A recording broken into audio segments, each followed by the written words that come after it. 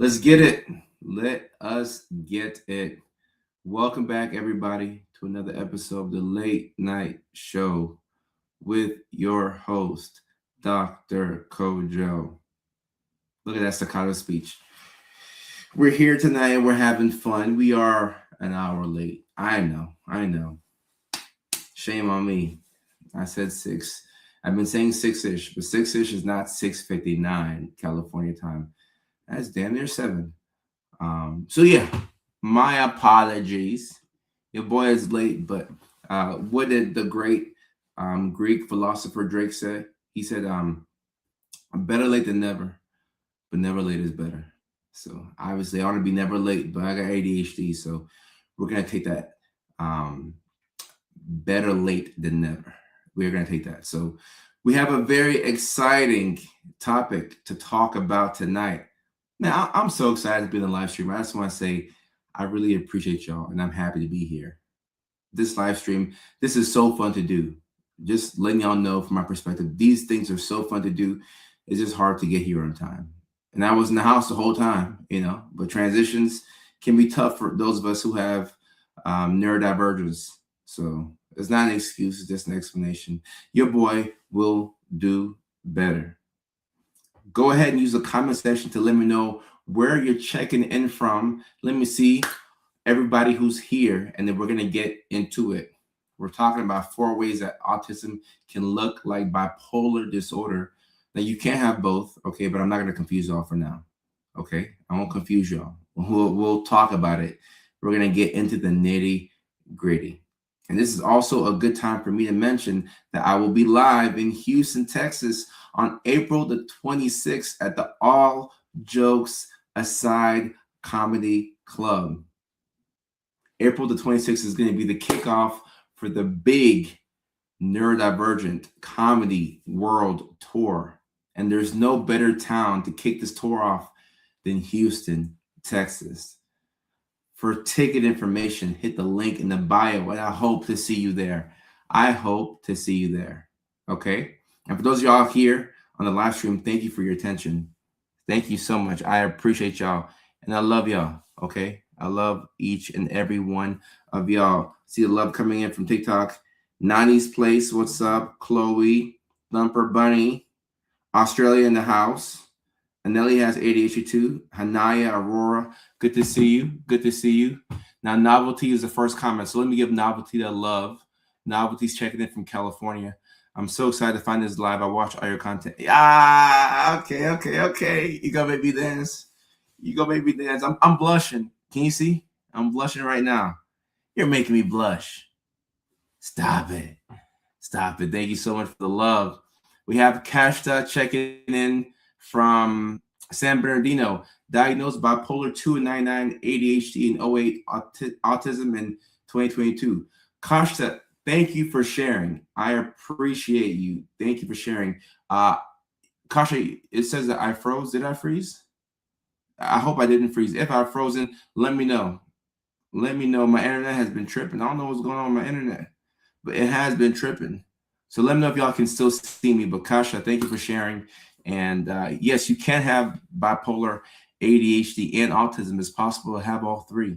So thank you for sharing. So that people know that this can definitely be a thing. But when you know that you have these conditions, you can position yourself for success. Because bipolar 2, well, okay, now I'll just talk for me. Now, I think I'm the best in the world at what I do. So psychiatry is difficult, but I get it. Bipolar 2 is not difficult to treat. ADHD is not difficult to treat. Autism is not difficult to treat. The hardest parts about these 3 things is really just catching it.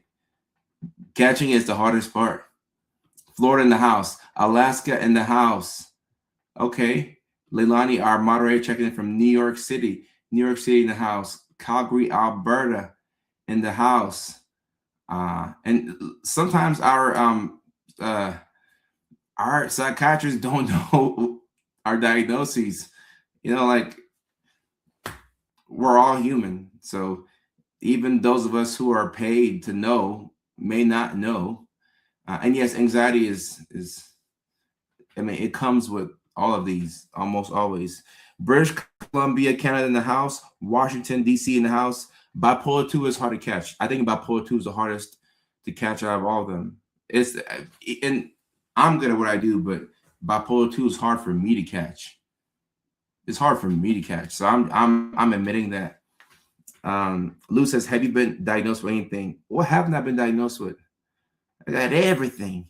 You have why do you have a suit? Are you going somewhere? I'm coming right here. I dressed up for y'all. I woke up and I felt like being excellent today. So I put the suit on so I could feel good. All right. So it says I'm lagging. Let's get this internet connectivity thing like straightened out. I'm gonna hop off of Wi-Fi on my phone. Let me know. Can y'all see me? Am I good? I appreciate that. This right now is my favorite suit. This is my favorite suit, Jessica. I like this suit, Jessica. Thank you so much. Thank you so much. I like this suit. All right, so y'all can see me. Okay, we're good. Not lagging. Somebody said I was lagging earlier, and I believed it because my internet has been tripping out of. I want to fight my internet. Mickey Ficky. No lag on my end. Coming in clear. Okay. All right. We're good. All right. So Casha had to switch to Facebook. So maybe it's something with my LinkedIn setup. I don't know why. Because I want people to get my live stream on LinkedIn.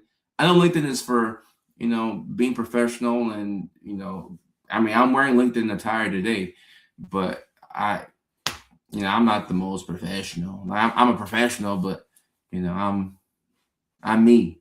But I still want LinkedIn to get this content. But thank you for switching over to Facebook.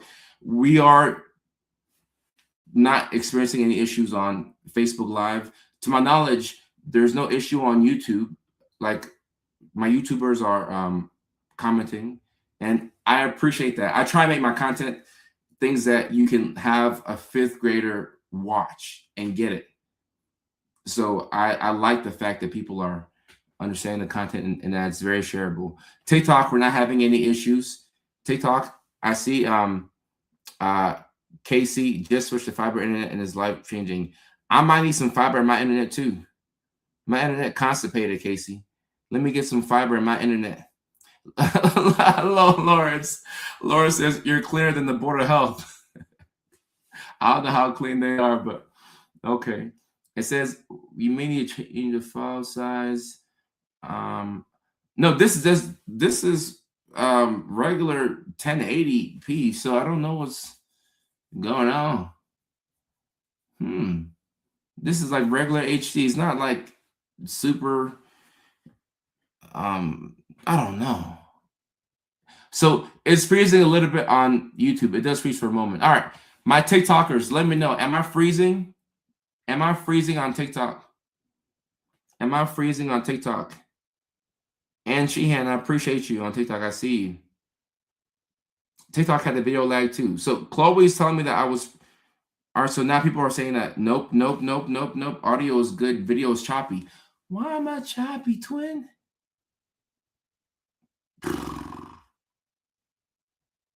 Somebody says, actually talk about something. Somebody's a little impatient. You're impatient, twin. All right, okay, all right. People are saying that I'm not choppy. It's fine to me. Okay, internet gods, please. We pay good money for this internet. Please allow me to do this live stream with little to no problems. And the Wi-Fi does have ADHD. It does. Switch to Facebook. Let TikTok to watch on here. So TikTok is lagging. TikTok was lagging. Maybe it's the apps. Either way, I'm gonna do my best. To put on a good live stream for y'all, and let's just hope that the internet gods do what they have to do. Okay, because we're here to talk about 4 ways that autism can look like bipolar disorder. This is a very internet gods. Y'all hear me?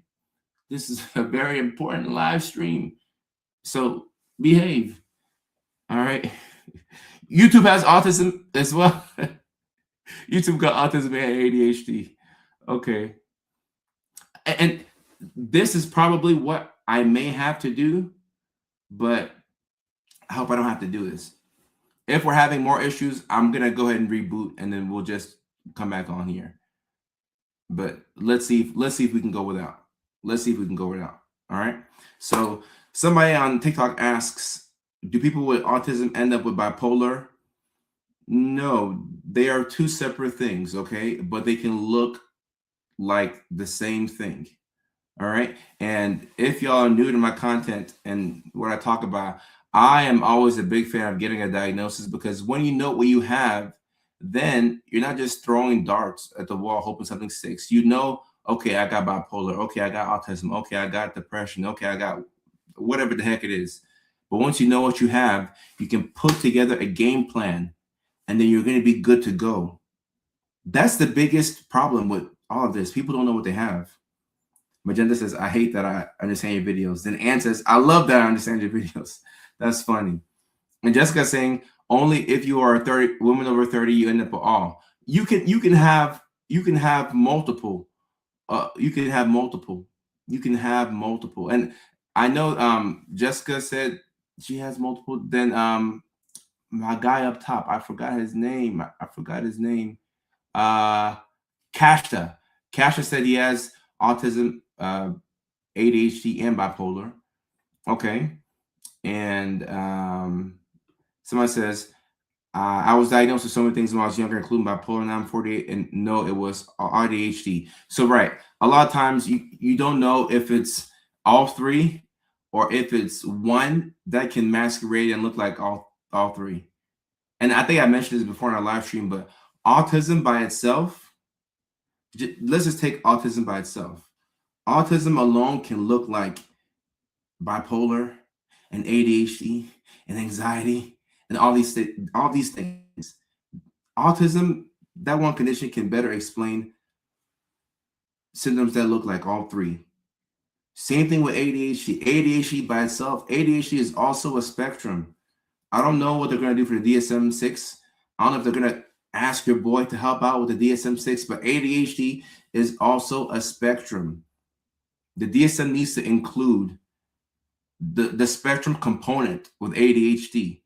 The DSM is missing two things with ADHD: the spectrum component and the emotional component.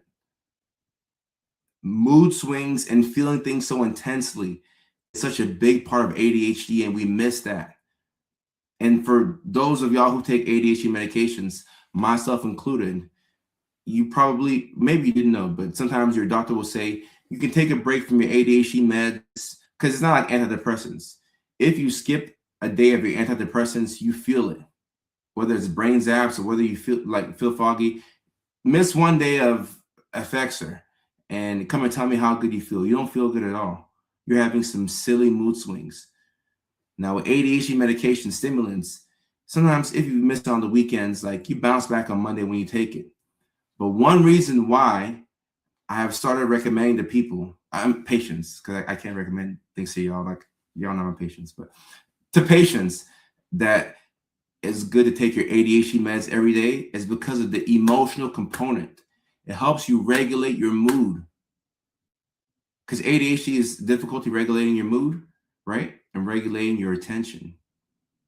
We all struggle with attention issues. And right now, there's a big battle for our attention online. You see how hard it is to focus?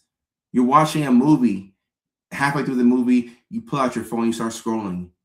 Then you let the movie continue playing, and then you put on a YouTube video. Now you have a movie in the background, now you're watching YouTube. Then you pull out your iPad, now you're looking at memes. You're on Reddit on your iPad while watching a movie, while watching YouTube. The whole time you got a discussion post due at 11:59. This is a battle for our attention right now. And if you have ADHD, you know on a personal level how difficult it is to regulate your attention. But also the mood part, the mood swings with ADHD, when you feel things, is this so intense. It's very annoying to feel things so deeply. When you're upset, you're it's like the end of the world. When you're at a low, when you're depressed, You feel like the sun's never gonna come out again. But then when you feel good, you feel so good that you get in trouble. You start to promise things that you can't deliver on. You tell people, "Oh yeah, I'm gonna be there. Oh yeah, I got you. I got you." You don't got them. You're just happy, and there's nothing wrong with being happy or too happy, but you can get in trouble being too happy, feeling your emotions too intensely. So that's one reason why I say, if you've been prescribed, if you're one of the chosen few who's been prescribed these ADHD meds, it can be helpful to continue taking them even on the weekends, even during the summers, because it can help you with your mood. It can help you, and if you can regulate your mood, you can do anything. If you regulate your mood, you can do anything. And this right here, this is such an honor. What what a compliment. Cashley, you're so complimentary. I appreciate you. I appreciate you. Lavita, good to see you in the chat. So it's important to know that these conditions can all look like each other, but one thing with the DSM, like I was saying, the DSM does not account for the emotional part, and the average person does not know what bipolar means. So y'all are not the average people, okay? Y'all are exceptional folks because you watch me. So y'all are not average. But the average person out there will say things like, "Oh, the weather is so bipolar today. Oh my goodness, this person was so bipolar at work. They came into work, they clocked in happy, and then they clocked out sad. This person is so bipolar." That's not bipolar at all. That's just a mood swing. Bipolar is mood states. You're manic for a week. You're hypomanic for a week, 2 weeks, maybe weeks, maybe months. I mean, you could be manic for quite some time. You could be manic a whole summer, and it's probably going to be a fun summer. But I mean, when the smoke clears, there could be a lot of um, uh, things to to apologize for, or just credit cards to clear. And the come down from bipolar is not fun. Now the come up that's fun, but the come down is not fun at all. Not fun at all. And I do think that if you have bipolar 2, for my folks out there with bipolar 2, there is a lot of benefit to hypomania. Okay. Now, if you can catch yourself in a hypomanic state and you know that you're hypomanic, it can actually be helpful. Like, I will die on this hill. If you're hypomanic and you are aware that you're a little hypomanic, okay, you will be okay. Because you're taking your meds, like, okay, all right. Like, if I get way off the deep end, I'm a bring it on in. Let me regulate my sleep and my appetite, so on and so forth. So there's some benefit to hypomania. Mania is more fun, but it's more dangerous. And danger is not good. Danger is not good. And Faisal says on TikTok, "I'm diagnosed bipolar 2 and ADHD. How could I find clues I have autism? How would I know?" So you have to go to the professionals, and hopefully a good professional who can sit you down. And guys, let me just mention this before I get into the 4 ways that autism can look like bipolar disorder. When you go to a professional, like, we get your information, so we know what you've been diagnosed with before, because we can read, right? We can read a paper. But a good mental health professional is supposed to see everything that you've been diagnosed with before and still start over at ground zero. All right? Still start over at ground zero. So they see that you've been getting all these diagnoses before in the past. Okay, yeah, this is what they said. Now let me look at what's in front of you. Start all over. You're supposed to do that. But in order to start all over, you have to have time. And sometimes, as I know all too well, as mental health professionals, we are under the gun and we have to get people in and get people out. So fortunately for me, I think I've been so blessed. Like, you cannot rush me. You cannot rush me. You will never, like, I haven't been rushed in years. If I'm taking too long with a patient, okay, whatever. All right, it is what it is. It is what it is. I mean, I've spent extra time with a patient, and it's cost me like football time. And I'm like, "Oh, it's Thursday night football. No." but I gotta do my job correctly. I gotta do my job correctly. So if your mental health professional is not rushed, there's a good chance that they won't miss a diagnosis. But I'm being realistic right now, and I know that a lot of your doctors are burned out. You tell a doctor that you're depressed. Doctor's like, me too, me too. Golly, I'm depressed too. They might slip up and actually accidentally, mention that. So, if you have now, I like what Bunny said right here. Katie, give me 1 second. I like what Bunny said. Like, the comment kept escaping me. My psychiatrist stopped taking insurance, so she's free to do things her way instead of being helped. So this is one good way to not be rushed. And with my private practice, which like we're closed for patients right now because I'm about to go on tour with comedy and I don't want to spread myself out too thin. Now, if my dad was gonna work with me, then we could still see patients while I'm on tour. I wanted my dad to work with me, but I don't want to burn him out either. But uh, with my private practice, this is how I do things. No insurance, so that way I can take my time. I want to do a good job. I want to do a good job. I want to do a good job. So, topic tonight: 4 ways that. Ooh, my goodness! Y'all heard that? Mm, look at me. Jessica, I know, but my dad also does psychiatry, but he does not like outpatient. He likes inpatient. And if I'm being honest, I prefer inpatient more than outpatient. But like I like outpatient. Just like the psych hospital is my happy place. Like I like inpatient psych is better, I will say it, but outpatient's not bad too. Lovita, see, I forget. I, I forget that I can't wait to get somebody because when it comes, let me be very upfront. Dan, what's going on? Dapper Dan, happy St. Patrick's Day. Hope all y'all boys in Alaska doing okay. When it comes to the business side of psychiatry, I'm very bad. Let me say that because if you leave it up to me, I'll say let me see people for free because it's for the love of the game. Like I'm like, let me see folks for free. I'm bad at the business side. I don't like charging people. I'm not good at the business side of psychiatry. Now, the business side of social media and like content and software entertainment and the followers, I'm very good at that. I'm very good at B2B, but the business side of psychiatry, I'm not good at it. I'm not good at it at all. Because I want to just tear it down, and I'm like, can we just see people for free?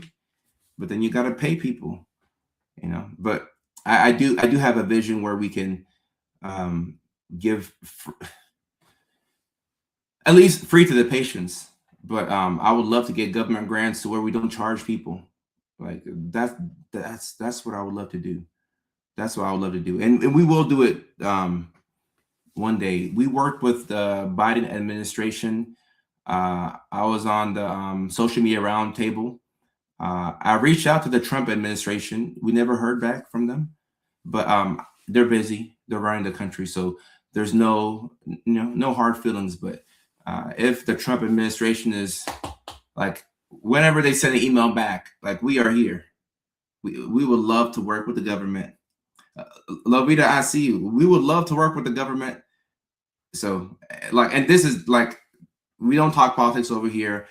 Like, and over here, Republicans and Democrats are kissing in the comments. So this is not like a political thing. This is whoever the president is, like work with them. Whoever like you work with the higher ups. But when it comes to like the politics and who does who, I don't watch TV. I only watch NFL Network and ESPN. Like I don't watch.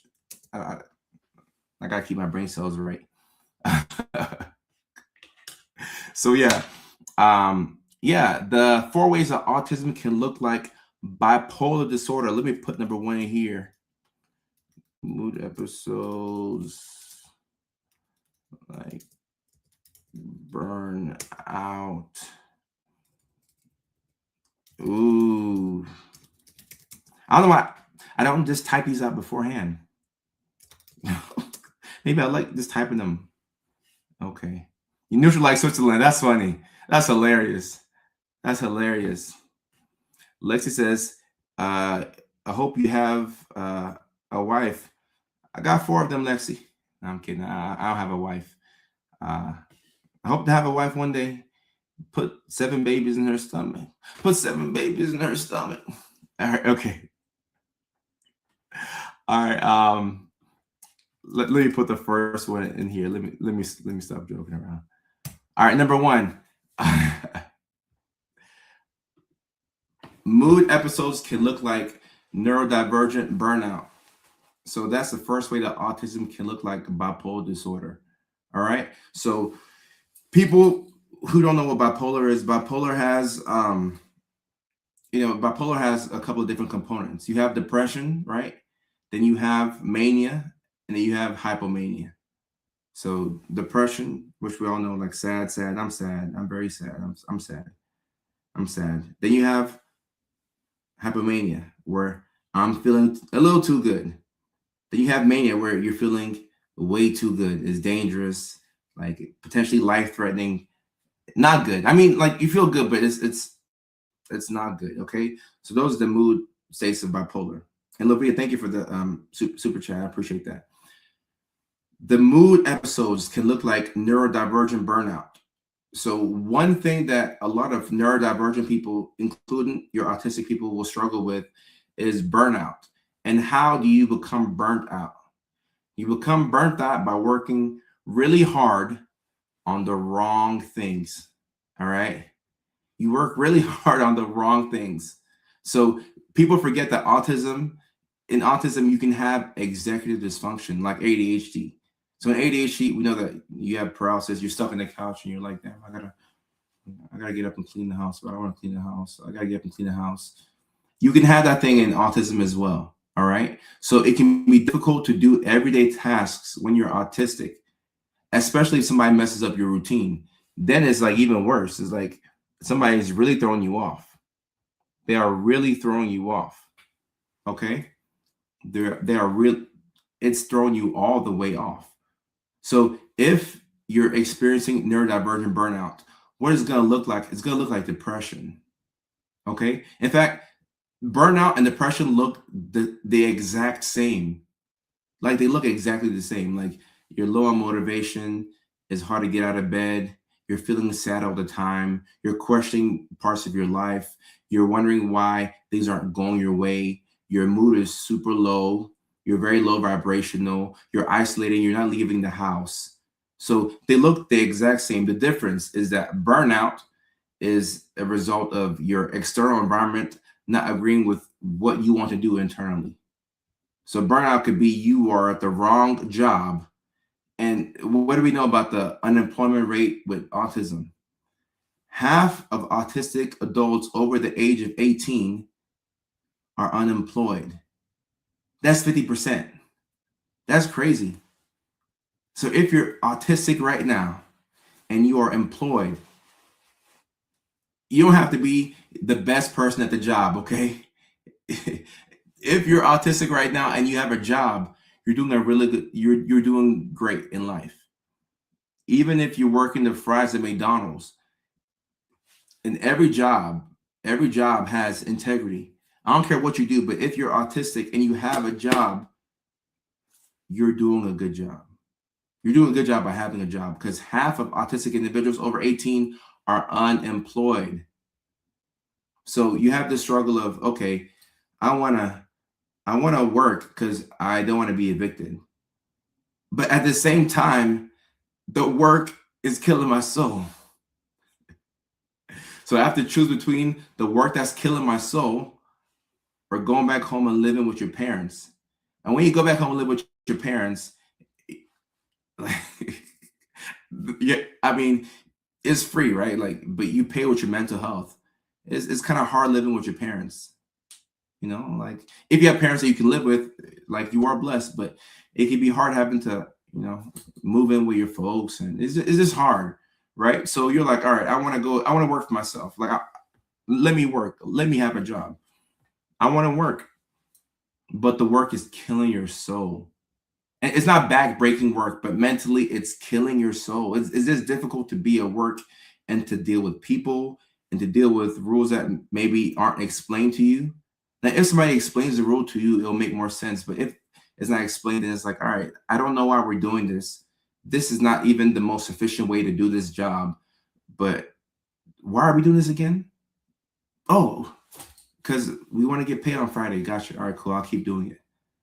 So the work that you're doing is killing your soul, which is why I say every neurodivergent person, you need to do something for work and do something for your soul. So you get off at 5, go do something for your soul. Something that it doesn't matter. Like, you don't have to monetize every hobby. Don't listen to social media. Every hobby does not have to be monetized. If you enjoy something, it's okay. I'll be doing comedy shows, and my mom will ask me, how much are you going to make for this show? Like, how much are they going to pay you? Like, how much will you make for this show? And these aren't my headlining shows across the country. These are like the regular shows we do in California, just for 30 people at a bar. I said, Mom, I might make like $12, maybe $15. She's like, $15? Sometimes I'll be on the East Coast and I'll fly back to California for a show. My mom's like, you're flying back to make $15? Yes, but Mom, I enjoy it. It's for my soul. Like, it's for my soul. You have to do something for your soul, or else you're gonna hate life. Okay, you're gonna really hate life. So comedy's for my soul. Now, look, I feel like I'm very fortunate that I actually enjoy psychiatry. Did my parents push me into this? Yes. Okay, like, I'm African. I don't have like, I ain't get to pick what I do for my career, but because my parents picked it for me. But I'm like, thank you, Jesus. I'm so happy that I enjoy this. I'm so happy that Jesus, thank you. I'm so happy that I actually enjoy psychiatry. Thank you, Lord. Because most people don't like their job. And of course, I don't like the charting part. Like, certain parts of the job is like boring, but like, I'm grateful that I enjoy psychiatry. And together we can't. I'll see the show in Chicago. Chicago, June 18th. See you there. So you need to have something you do for work, and then something you do for your soul. All right. Something you do for your soul. So if you're the autistic person, you're working your job. You don't like your job because it's killing your soul, but you're working your job because you have to pay your bills. You're going to find yourself in burnout. And when you find yourself in burnout and you go to the doctor and you tell him as best as you can what's going on, it can look like depression.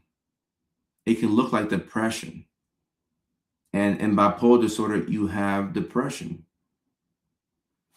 So if your doctor's not thinking about autism, you go in and they say that you have bipolar depression.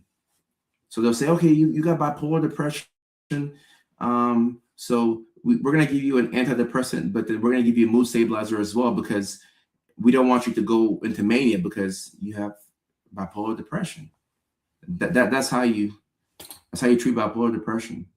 You use a mood stabilizer with an antidepressant or just a mood stabilizer. But because they misdiagnosed you, you don't have the right treatment. Now, the funny thing about psychiatry is sometimes like the same meds that you use for bipolar, a lot of times you use them for autism. Same meds you use for schizophrenia, you can use for autism. So sometimes you can have the wrong diagnosis, but you can get on the right medication for you, if that makes sense. You can get misdiagnosed and still end up on a helpful medication. So, like, sometimes it'll work out. It'll work out. But generally speaking, you want to get the right diagnosis, so that way you know what you're facing. You got to know what you're facing. You need to know what you're facing. And Christiane is saying, I'm so burnt out. My body feels like I've been in war. Right. So it's going to look like depression.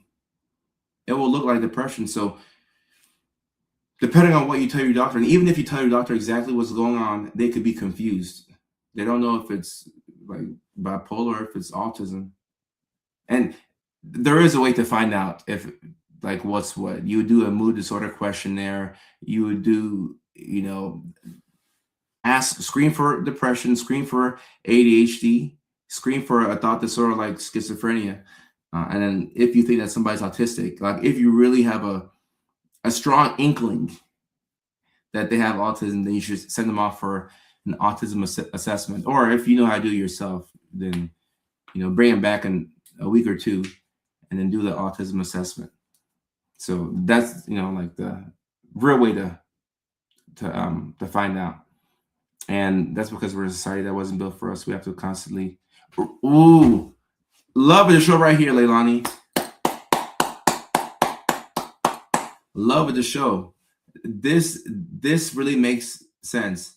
So things that other people do automatically, you have to do it manually. So if you have a manual car, right, stick shift, like you got to put it into different gears. Whereas a car that's automatic, you just hit the gas and it goes. That's a really good way to describe this. And having to do all these things manually in a world that really isn't accustomed for you to win without you getting help, of course, is going to make you burned out. You're going to burn out. So if you haven't burned out yet, if you don't have the right help around you, there's only set your watch. You're going to burn out.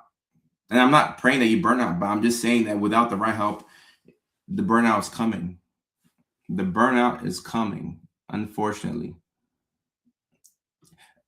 Leilani gave me the alley-oop. She gave me the alley-oop. So she helped me out with that. She gave me the alley-oop.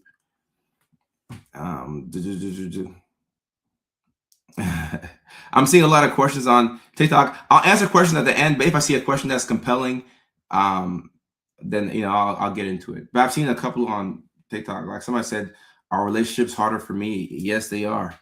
Like at the end of the day, no matter how good I am at this or anything else, I'm still neurodivergent. I'm still neurodivergent. All right. All right. So mania, the second one right here. All right. Hyperfixation, special interest. All right.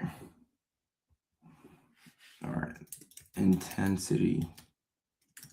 So keyword is intensity. And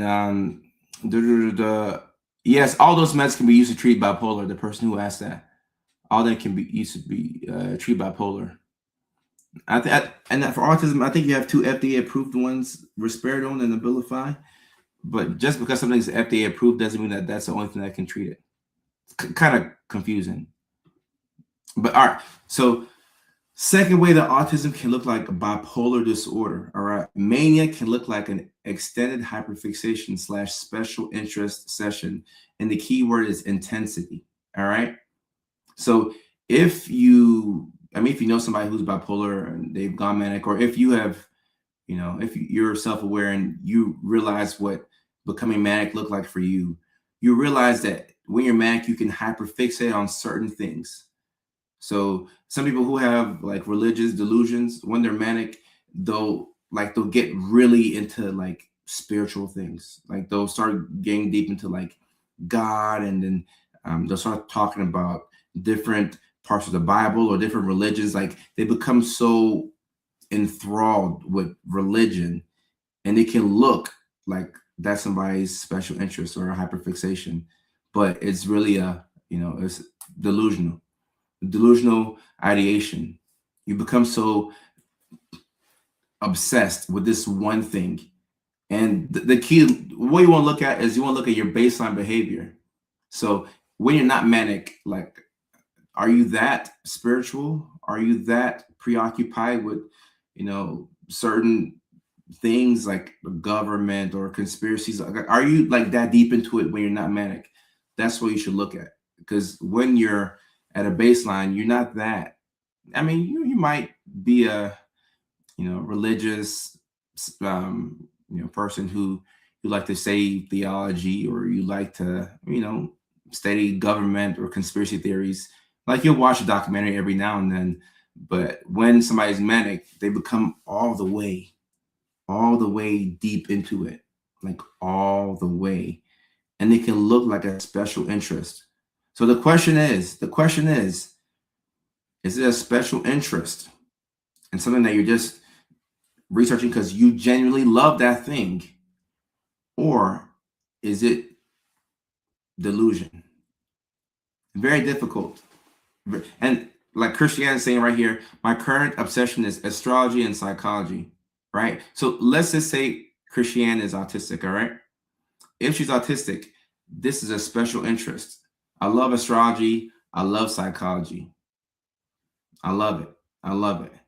Now, if this is bipolar, then when Christiane is not manic, she doesn't care as much about astrology and psychology. But as she becomes more manic and more delusional, she becomes so hyperfixated on astrology and psychology. And she, like, you'll arrive at a point where nobody can tell you anything about that thing. So whatever you believe about astrology, like, you believe that thing. Like, this is what it is now and forever. And like, I won't accept anything else. I won't accept like, I believe this about astrology. So it can be very difficult to tell. Like, is it delusional? Is it psychosis, or is it a hyperfixation? It's very difficult. Very, very, very difficult. And Melanie's asking where you draw the line. You have to evaluate the person for both individually. Because like I said, you can actually have both. So I said at the beginning, I didn't want to confuse y'all, but you can have both. Like, you can be manic and also autistic, which is a heck of a combination. It really is. Because let's say your hyperfixation is astrology and psychology, but now you're manic. So now you're that much more obsessed about it. So it can be both. It's not one or the other, but it can be both. Farrah, what's up? Someone says, do they love rocks? And Bottle Smiles on TikTok says, this would be easier if our mental health and neurodivergence could be clarified with a blood test. So this is what makes psychiatry and mental health so interesting, because there's no blood test that you can run to see what somebody has. There's no brain scan that you can do to see what somebody has. You have to talk to the person. You have to rule things out, potentially rule things in, ask questions, maybe talk to an OG who knows more than you. But there's no blood test that checks for this stuff. It's not like if you're diabetic, right? You can go get your A1C checked, and if it's kind of high, there's, oh snap, I'm becoming pre-diabetic. I gotta lay off the sugar. I gotta change my diet. I gotta go to the gym. It's not like that. There is no blood test for this, so it's hard. It's hard. When am I coming to Dallas? Hopefully sometime this year. Can you become manic about how you appear aesthetically? Right. So when you're becoming manic, right? If we're talking about bipolar disorder, you become like obsessed about certain things. You become very specific about certain things, and it can look like a special interest. This is actually one of the harder things to delineate. Like, okay, this person's specificity, like, why are they so specific about this thing? They're so fixated on their appearance. Like why? Why? It's tough. And like I said, you have to start off at ground zero, and you have to really, like, your provider should be asking all the right questions, or asking as many questions as possible, and doing their best to figure out what is going on. Because like I said, it could be one or the other, or it could be both. It could be both. It could be both. And yeah, I mean, Cash, yeah, you can get your analysis. I mean, you can get some, like, it's helpful to do tests. Like, I think for me, like, getting your analysis, or checking somebody's urine, like, if there's an infection, that can look, somebody who has a UTI can look like they're psychotic. Somebody who is been on a meth been there for the past 2 weeks can look like they're psychotic. So, testing for certain things can help, but for the actual condition, it's tough. And yes, manic episodes can last for months, Tia. And somebody says, "Can you be manic about a person?" You could. Actually, I'm not even sure what you mean by that, but when you asked that question, I thought about the person who tried to assassinate. Who was the president? Reagan. Reagan. The person who tried to assassinate. He did make an assassination attempt on Reagan. He was trying to impress Jodie Foster, the actress.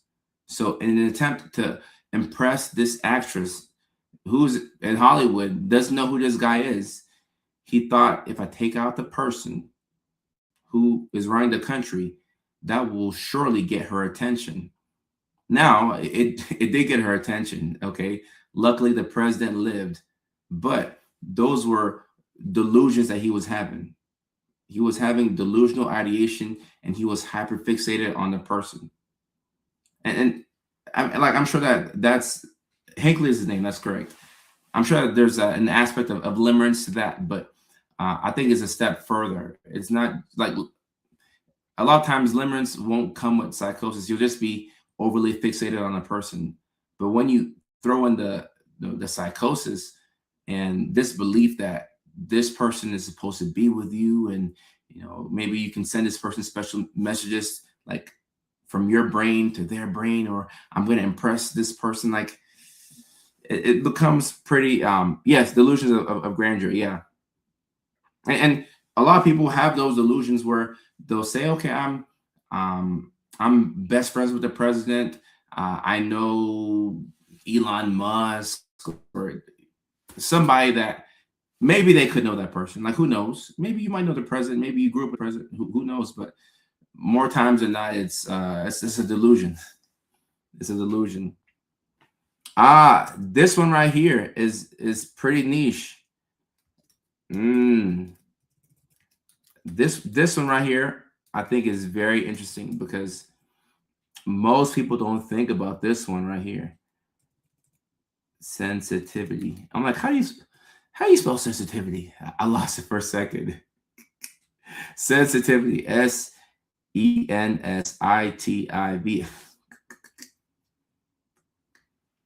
Sensitivity.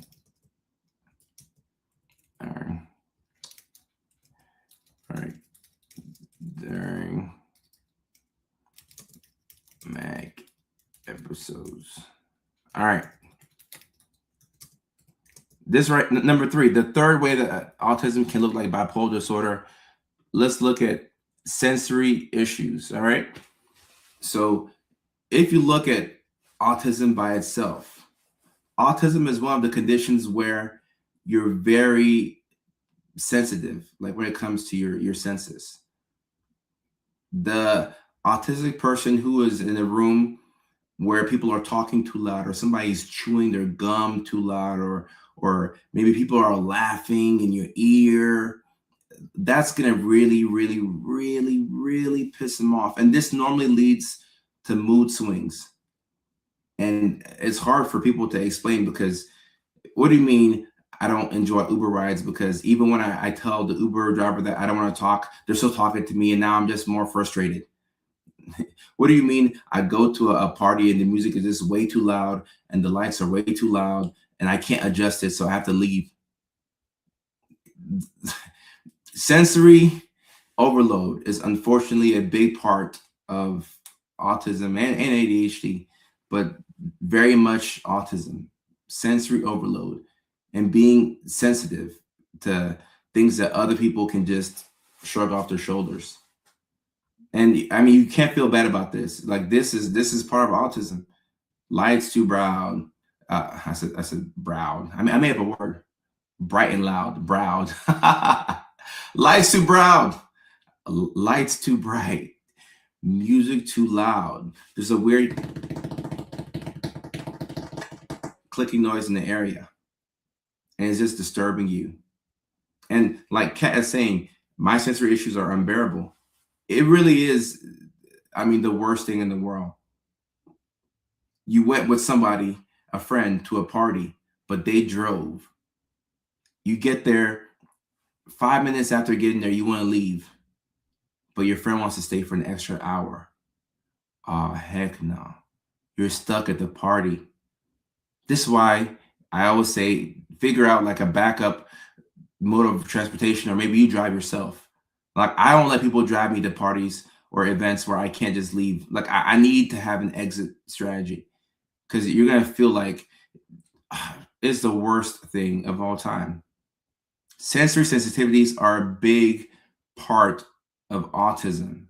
Okay. So, and this is actually one of the things that helps people get diagnosed with autism, actually. The average mental health professional, from a social worker to registered nurses to psychiatrists to um, psych NPs, psych PAs, all of us in psychiatry and everybody in the mental health field, for the most part, when sensory sensitivities are in question, most people can be like, you know what? There's a good chance that this person could be autistic. So this is one of the things that makes people think that somebody could be on the spectrum, and then you may get referred for an assessment. All right. Now, if we're talking about bipolar disorder, here's the confusing part. All right. This is where I may lose y'all, or this is where your doctor could lose y'all. So when a lot of people are becoming manic, and sometimes in depression too, but mainly in mania. So the early signs of mania, everybody who is bipolar should know what the early signs of mania are. You can lose your appetite. You have a decreased need for sleep. You talk faster than you normally talk. And if you talk fast in general, you're talking even faster. And the way to kind of know is, if you're talking so fast to where people cannot interject and get a word in, that's a threshold where, okay, we're starting to get into that rapid speech. Like, you're talking so fast. Like, the words are just coming boom, boom, boom, boom, boom, boom, boom, boom, boom. You're jumping from one idea to the next. You're talking so fast. All right. That's normally a telltale sign of somebody who is becoming manic. We tend to know that. We know about the talking fast and the decreased, need for sleep, and the decrease in appetite. I think people know that. What a lot of people forget to mention is that many times when you're becoming manic, you become very sensitive, sensory wise, to the things in your environment. So sometimes when you're becoming manic, the lights will be brighter than they normally are. Like, I have a light shining at me right now because it's nighttime. I'm black. I want y'all to see this melanin. I want to have a good live stream. So there's a light that's shining on me right now. So let's just say I'm becoming manic. Then this light, which I have this light every live stream, for some reason, because I'm becoming manic, this light is just a bit brighter. I haven't adjusted the setting, but it's shining brighter. And like, a lot of people will describe this as having a richer sensory experience. So let's say this is like, that light right there is bluish purplish, right? So if you're becoming manic and you're looking at that light, it can look brighter. The light looks brighter to you. Music could sound better. It's like, the way I describe it to patients is, it's kind of like, shrooms. And if you haven't done shrooms, I'm not telling you to do it, but when you're watching a movie and somebody's doing shrooms, and like everything becomes brighter, and like you can hear things, or like kind of like maybe if somebody's like, high, right? You can hear all the beats and the music, like you could hear like the background vocals, the things that you can never hear, like you can really hear it. So when your sensory experiences become way more richer, that is something that you see when people are becoming manic. And nobody thinks about this with bipolar disorder, but you can definitely see it. And I mean, I have some patients who are so self-aware that they know that when things start to sound way too good, or when like the lights just have like a different tint to it. Okay, no, oh snap! This is a sign that I'm becoming manic.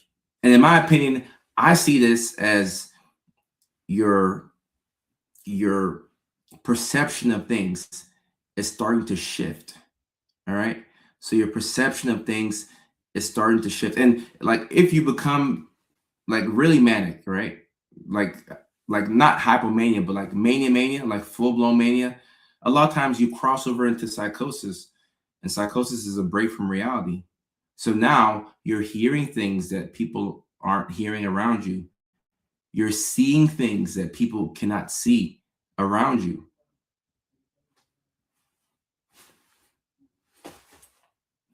And some people know that what they're experiencing is a hallucination, and some people don't know. Some people don't know.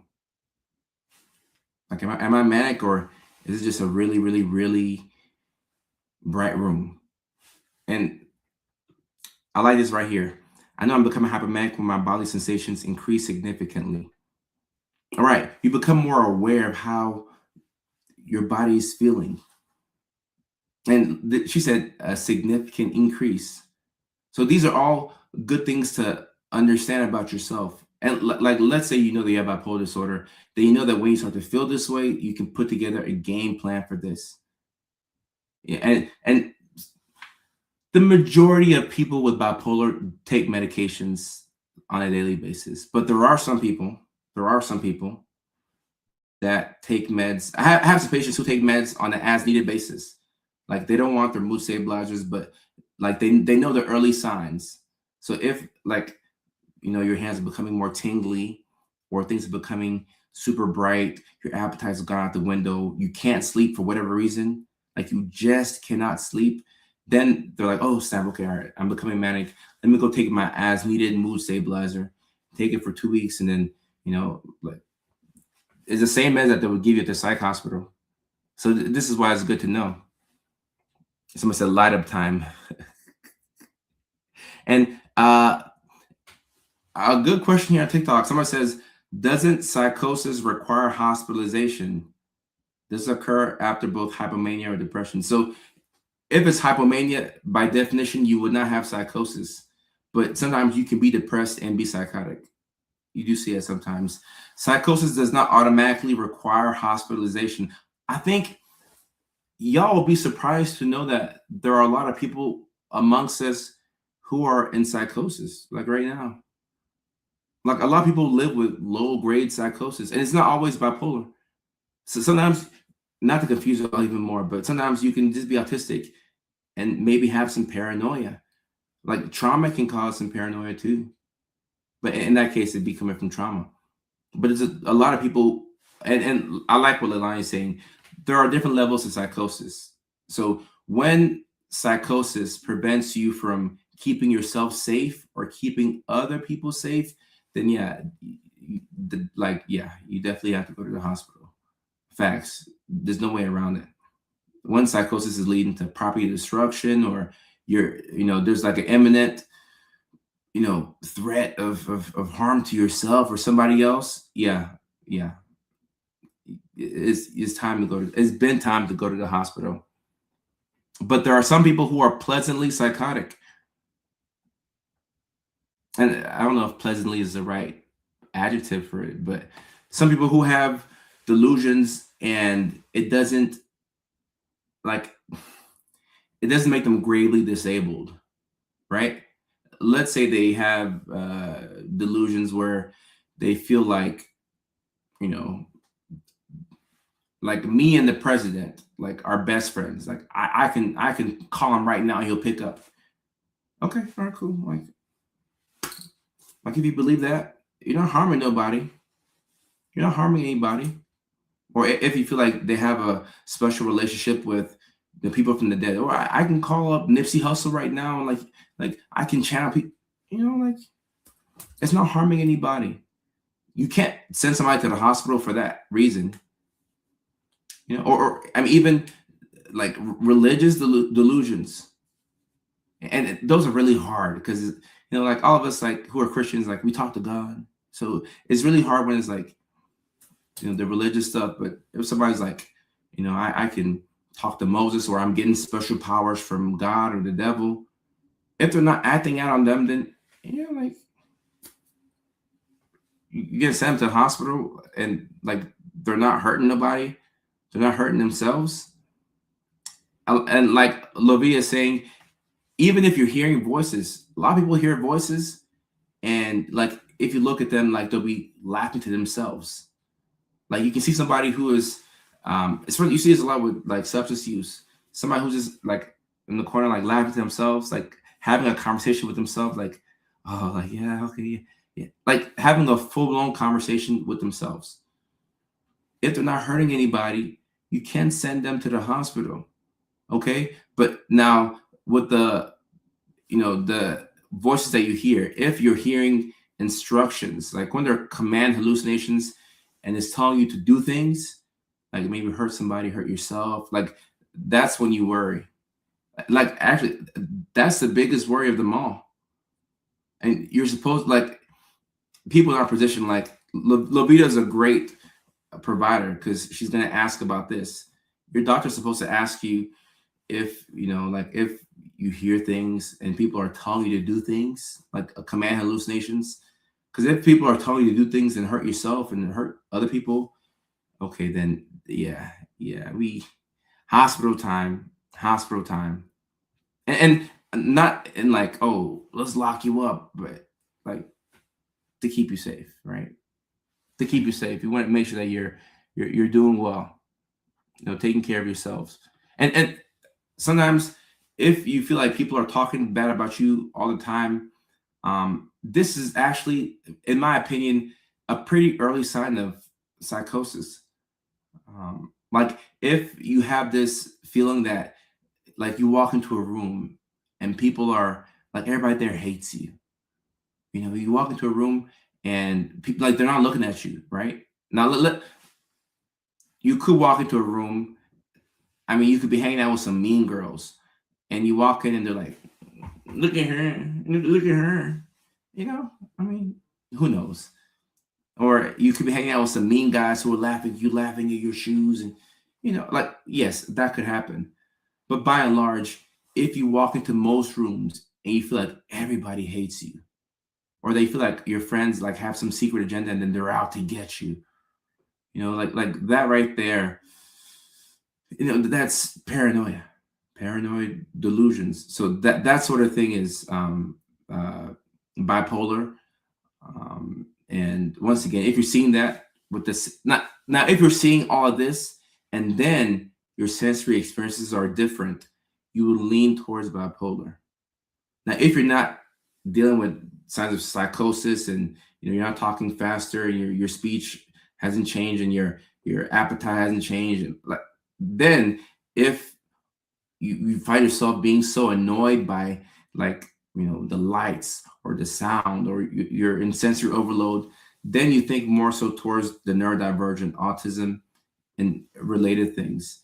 And also, a big way to tell is, like, autism doesn't go away. Like, you don't have autism at 7 a.m. and it goes away at 10 p.m. It doesn't, like, it's constant. So when you're becoming manic and then your sensory experiences change, that's in conjunction with you becoming manic, not getting sleep, talking faster, becoming more paranoid. But when you're autistic, you deal with these sensory sensitivities all the time. Like it's an everyday thing. It's a, dang, the texture of this food is awful. I can't eat. The tags at the back of my clothes, it's awful. Like I gotta cut it off, or I gotta never shop at this place again. It's just way too loud in here. I'm leaving the party early. It's way too bright. I can't hang out with y'all. I'm getting a headache. With autism, you deal with that all the time. And that's why if you deal with this at work, it's tough. It's tough. It's tough.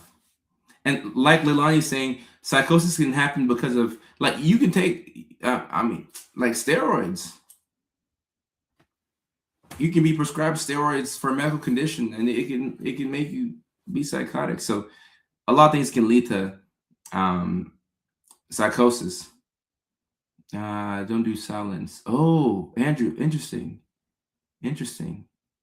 And what I've heard a lot of patients say, sometimes they'll feel like somebody's calling their name, like they're in a room all by themselves. Like let's say I'm right here by myself and I'm not on this live stream, and I feel like I can hear somebody saying, "Kojo, Kojo, Kojo, Kojo,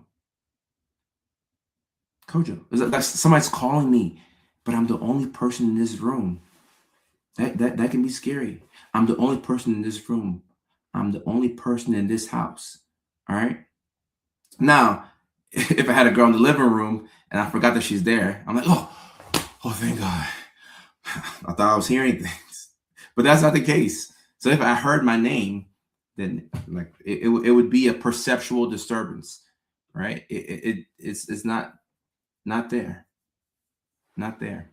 Oh, Lavia, what's the video idea? I'd love to know that. Oh yeah, 1 hour mark. Leilani, we'll go to hour and a half, and also magic word has been dropped. It's time to get some water in. Magic word has been dropped.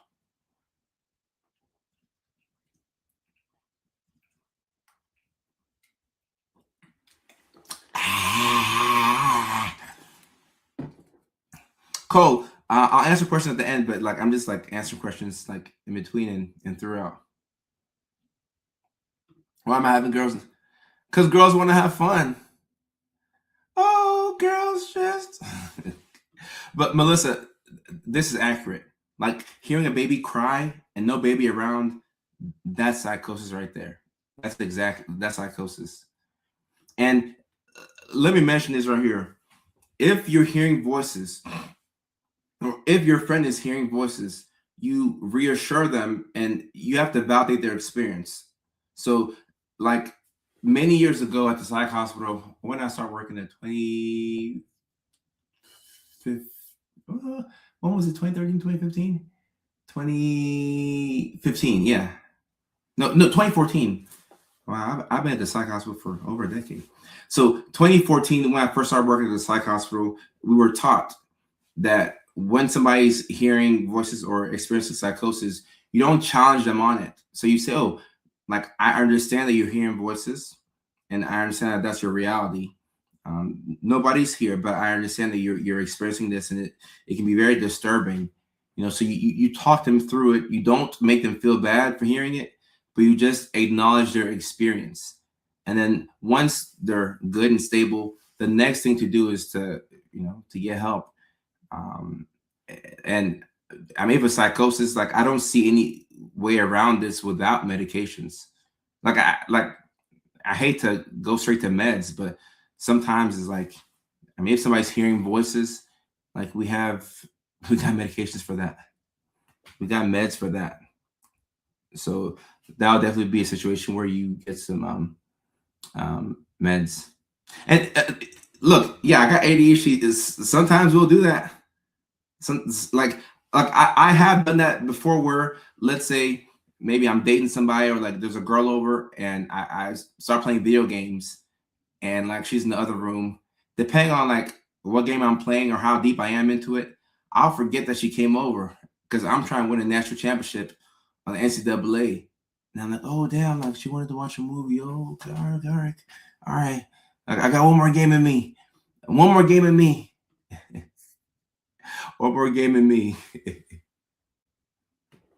Vicky. Um, Someone said thoughts about ECT. ECT is the most effective thing you can do for depression. ECT is very helpful, but I think it has a bad name. All right, the fourth way that autism can look like bipolar disorder, social withdrawal psychosis.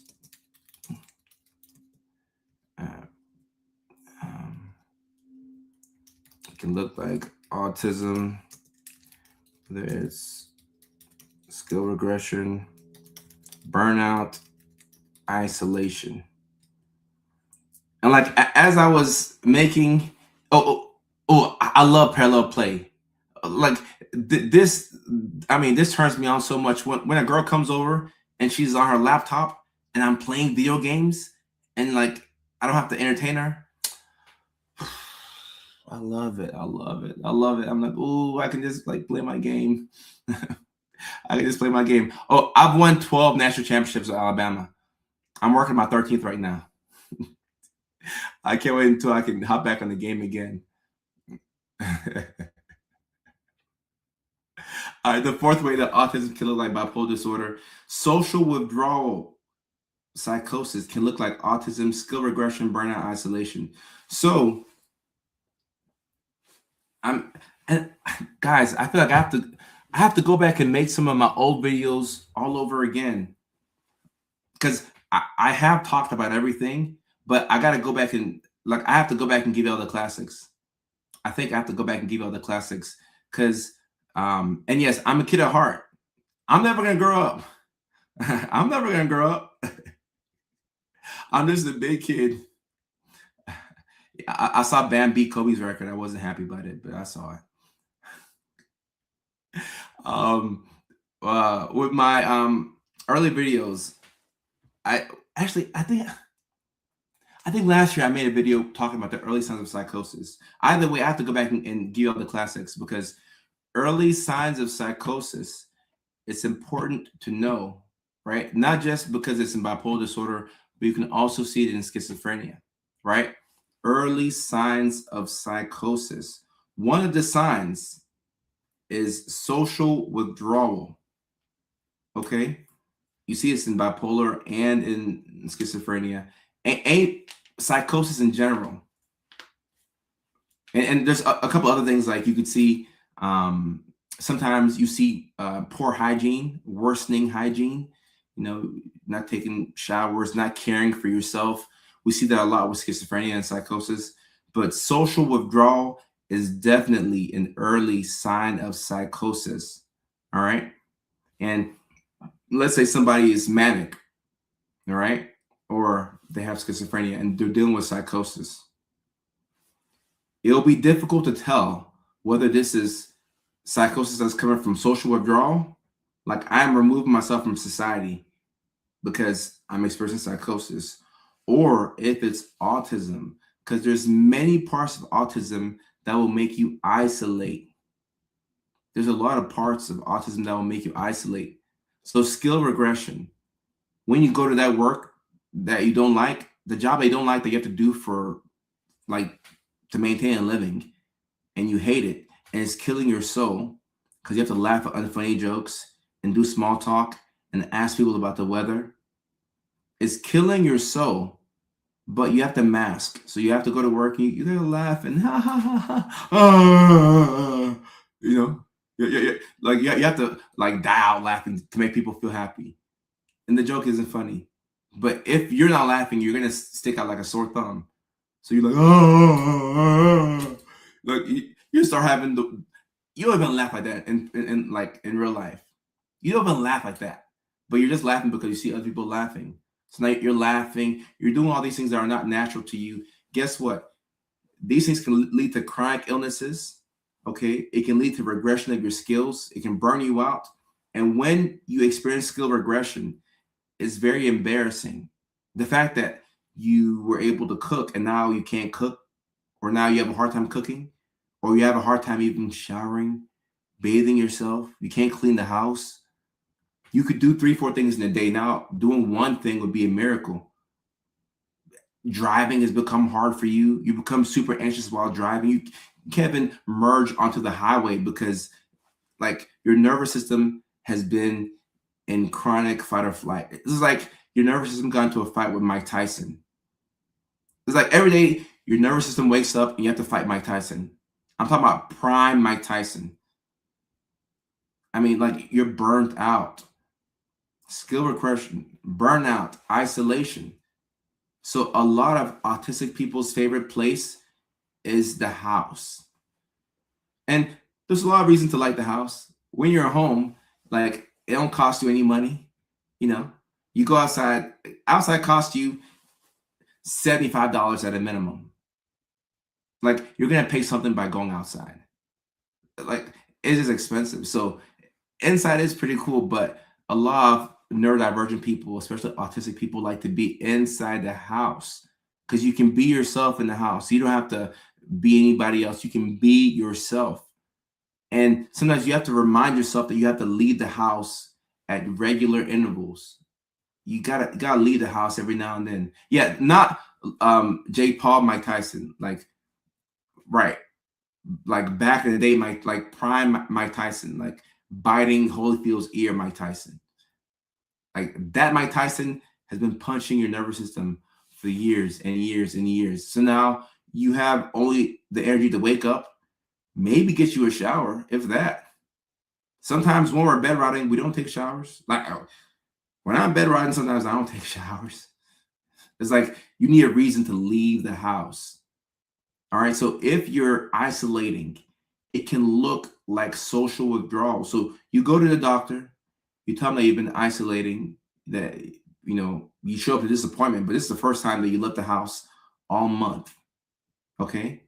If that's the first time you've left the house all month, like outside of work and like, whatever, or like church, like the first time you've left the house all month. Now, if your doctor's any good, they're gonna think about, okay, because like I said, there's no blood test to figure this stuff out. So you have to ask yourself, okay, what could be leading to social withdrawal? And you're like, social withdrawal. Okay, is this person maybe experiencing psychosis or like early signs of like they're becoming manic, or maybe is there some schizophrenia? Like what's going on? Like why would this person isolate themselves and like not leave the house, right? And if they don't have enough information on you, or if they're not thinking about autism, right, you could be misdiagnosed. And there's a lot of like if on the fifth or sixth try you're giving an accurate diagnosis of autism finally, you probably were misdiagnosed with things like anxiety, bipolar, depression, OCD, PTSD, schizophrenia. Like there's a couple of key conditions that you get misdiagnosed with before you actually get diagnosed with autism, because all those things can look like autism. So if you go in, and especially if like you never leave the house, and let's say you have just a few friends, like I mean, to me, like it can look like bipolar disorder, like a manic episode, but that really sounds like early signs of schizophrenia. Like we call it the prodromal phase. So like right before like actual schizophrenia like starts, you have a period where you're isolating, you know, you're not taking care of your hygiene, not talking to friends, like you're ducked off, you're doing your thing. Nobody's really heard from you. And when you don't leave the house in a while, your social skills start to erode.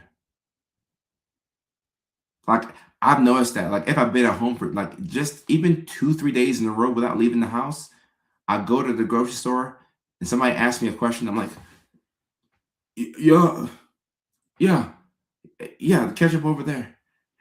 Sometimes I'll be at the store and people will ask me questions like I work there.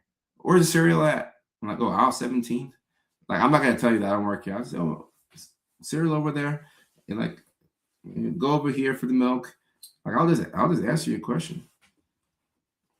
Uh Prodromal phase. Like it's kind of like pre-schizophrenia. You isolate yourself, you're not as talkative, your hygiene starts to go, like you're not taking care of yourself. And look, if it's that specific, then yes, it could be schizophrenia. But people have to account for the fact that anybody who spends a lot of time at home, like I mean, the thing with autism is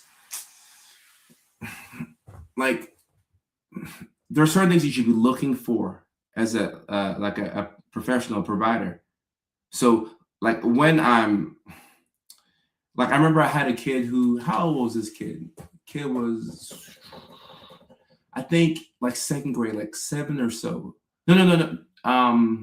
No, he was like 5 or 6. The kid was 5 or 6, and I was trying to determine whether this kid was autistic or not.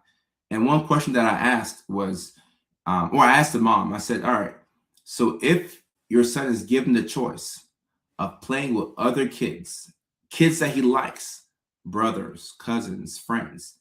If he can choose between playing with other kids that he enjoys, kids that don't bully him, or being by himself, what would he choose? Both the mom and the son said he would be by himself. So those are the kind of questions that you're supposed to ask if you're looking for autism.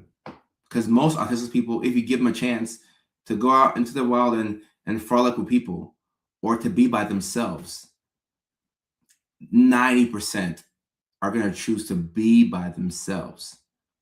Oh, you want to hang out with your friends that you really like. Like you like your friends. Like these are your boys, these are your girls, or you want to be by yourself. The overwhelming majority, by and large, are going to want to be by themselves. So those are key questions that you need to ask, because like that's it is just the nature of the condition. It's just nature of the condition. Like outside people, it comes at a cost. Like you have to pay with your social battery. Like it comes at a cost. And every now and then, yeah, you do go outside, you do, hang out with folks, but like you prepare to go outside. That's another thing with autism is like, damn, like how much preparation goes into, being outside. Like, hey, mate, yeah, come on, bro. Like, like tonight, the baddies are gonna be out tonight. Like, all the girls are gonna be there, and you're like, how long is this thing gonna go on for? Like, who all is gonna be there? Like, who's driving? How far is it? Like, when somebody invites you somewhere and you don't want to go, so you start asking all these extra questions. Like, okay, cool, all right. What time y'all start? Oh, okay. The whole time you don't want to go. You're just asking questions because you're like, nah. Like, I'm just looking for something to say that will allow me to, be like, oh, I'm not gonna go. Oh yeah, it's like a 45-minute drive. Oh, if it was a 15-minute drive, I'll go, but like 45 minutes. Knowing good and well, if it was a 15-minute drive, you're not going. Even if it's a 10-minute drive, you're not going, because now they said 45-minute drive. Like, oh, okay, yeah, like 45 minutes is too much. Too much. I'm not. Nah. I'm not gonna do that. You didn't want to leave the house anyway. So it's important to know that those are some of the things to look out for if you're trying to just identify autism in general. But it can look like many other things, and also, like I said at the beginning, you can have both. You can have autism and bipolar, and ADHD, and anxiety. You can have all.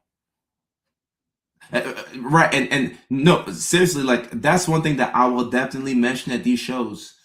First show is April 26th in Houston, Texas.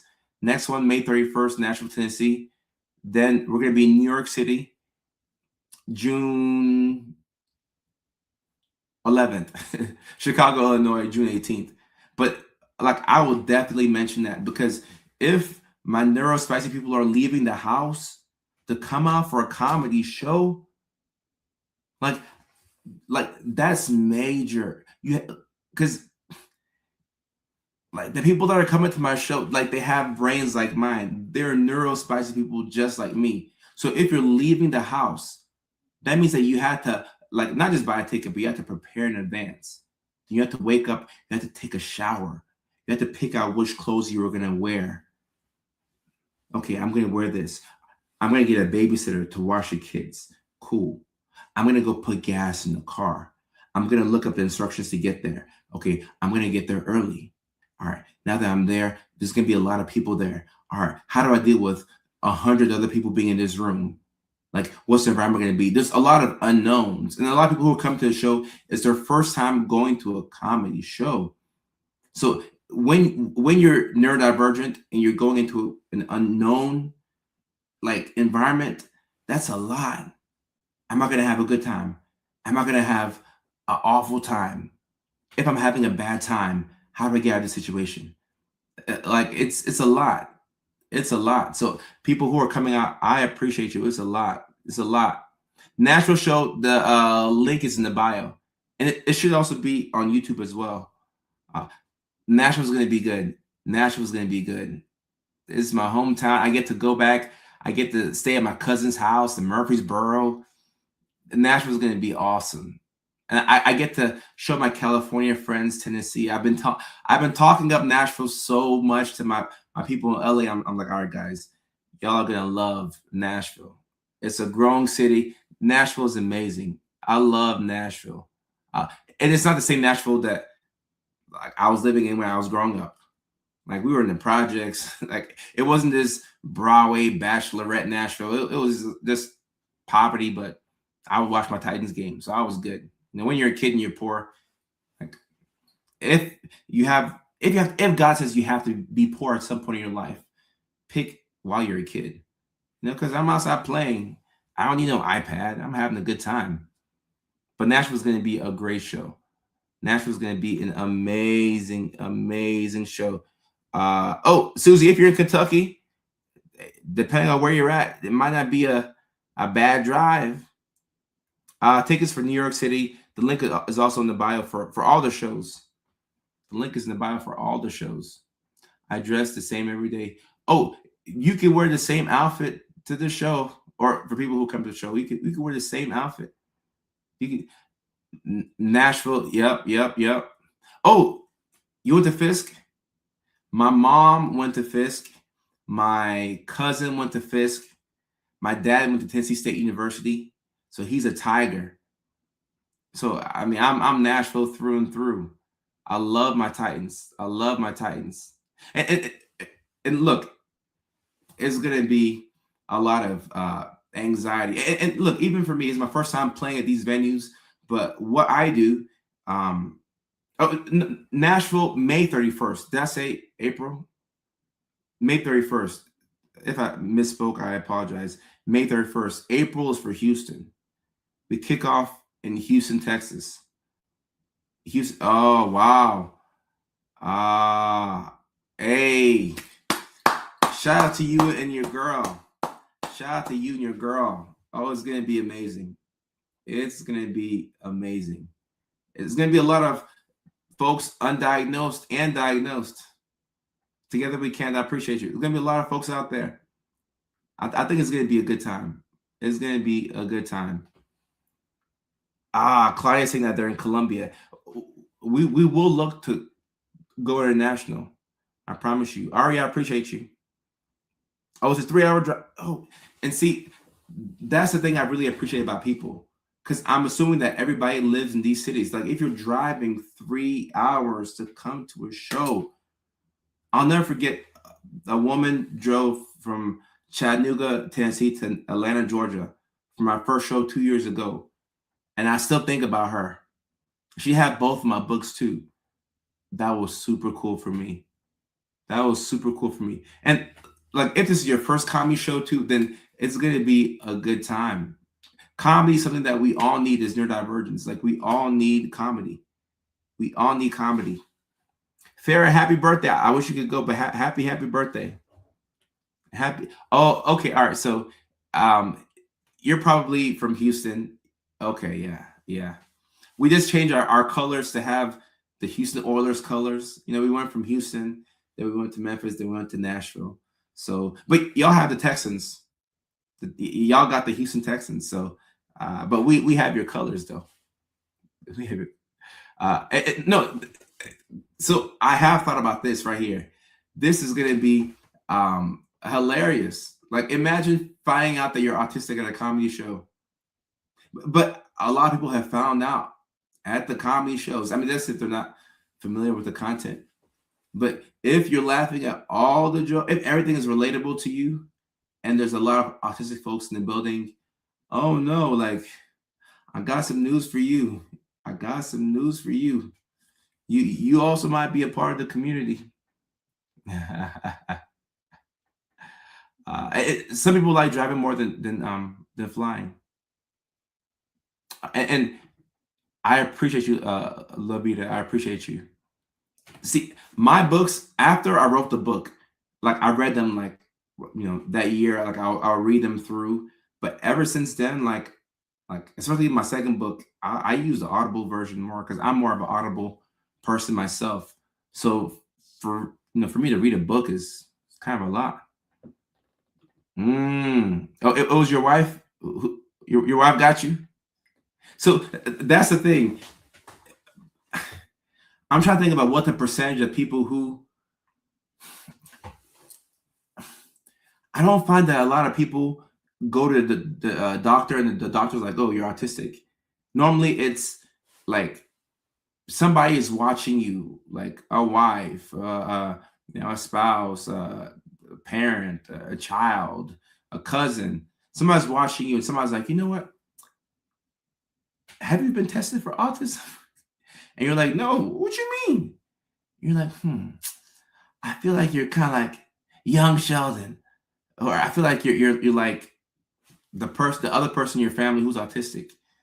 And normally that one person in the family who has autism, like they kind of see things before other people see things. So especially if they're autistic too. I mean, so your wife, she clocked your autism, but did you clock hers? See, look. See, I called it already. See, I called it already. She knew because she was autistic herself. That's funny. Leilani, we'll go 15 more. A week. Lobita, I appreciate that. I appreciate that. Native Houstonian. Okay. And Houston's a great town. Great town. Houston's a great town. And look, if the RDHD skits are relatable to you,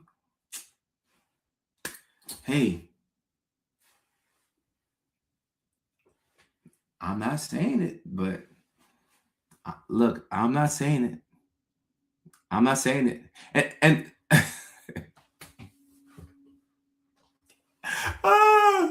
a week. The older generation, you can't tell them that they have autism or that they have anything. Like they want to play with their trains in peace. You know, they they've been raw dogging autism for decades, and I guess it's been okay for them. Thank you. uh, Melissa, I never had the doctor on my name and on Facebook. I only had Kojo Sorfro. And the reason why I didn't want to change my name is because when you're verified on social media, if you change your name, you could lose your badge. So, I mean, probably a silly reason, but that's why I didn't change my name on Facebook because I was verified as Kojo Sorfo. Uh, hey, tell her to come. She might get her autism diagnosis. Tell her to come. Tell her to come. And now, like, the older generation, like I mean, like my parents. I joked about it, but I mean, I don't think anybody's gonna go for a professional diagnosis. Like they, it's not even on their radar. That's the funniest thing about it. To watch them do neurodivergent things, but not even have it on their radar. It's like the younger generation, right? Who can I see? How much does it cost? Who's taking this insurance? Like, I need to know. I need to know. I need to know if I have this. The older generation is like, man, like I'm good. The whole time they're stimming in the background, they're rocking, they're playing with their trains, they're listening to the same song on repeat, they're screaming at somebody because it's too loud in the kitchen, but they're never autistic. They're just like, they're just chilling. They're just chilling. I got assessed for autism to win a bet. I think I was, oh my, I hope you didn't put a lot of money on it. I hope you didn't put a lot of money on it. My grandma had china that I couldn't touch, and now I can't even give it away. Yeah, grandma, come on up. Come on up, grandma. ADHD, perimenopausal wife, and need resources to share. Oh, Middle Cape, my videos. Janelle says, I was trying to learn about my boyfriend's ADHD, and through research, I realized I was autistic. Hey, the autism discovery stories might be the funniest part. Because like nobody goes to the doctor and they're like, doctor, like, check me for this. You go to the doctor, they let you know what you have, but most times the doctor's not the first person to clock it. The doctor's like the fourth or fifth person to clock it. It's never really the doctor who's the first one to see it. Like like they get it after the I don't know. That's what it is. It's an autism altar call. Come on up. Come on up, grandma. Come on up. Come and stand with me. Come on, grandma. Accept it. Accept it. Come on, grandma. Oh, this is very autistic right here. This type of memory. Lady Angel, Papa, come on up. Come on up. Come on up. Come on up. And yeah, for women, get a diagnosis, have to wait decades sometimes. It does suck. Susie said, my dad with anxiety and my grandma hated being in photos. Ah. Uh,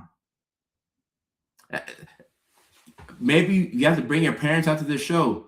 Let them make that altar call. Come on up. Come on up. Come on up. Your third birthday party? Whoa. Whoa. Okay, okay, all right, okay. So your dad doesn't have to get an official assessment. Like he can come on up right now. He can come on up right now. He was nonverbal until 4, and then between 4 and 9, he went through all of his K through 12. Oh yeah, come on up. I've never heard anything like this before. Nonverbal until 4.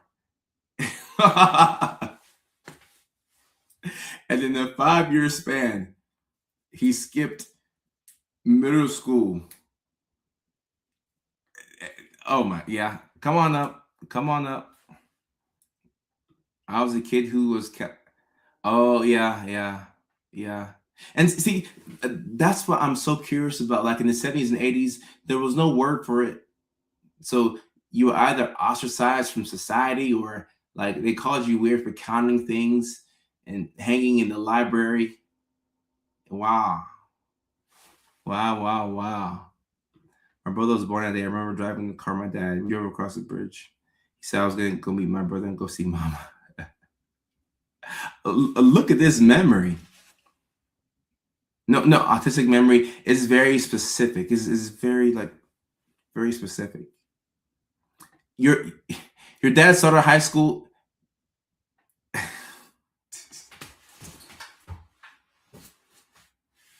No, no, no. He graduated from Fisk at 19. Whoa, whoa. Respect, respect. Wow. And it's been so interesting for me to hear people's stories, like people who are 70s and 80s babies. Cause like that was the worst time to be neurodivergent. It was the worst time. You're told that you're too sensitive, you talk too much, you ask too many questions, but you're in the gifted program. Oh my goodness. It it must have been the worst time.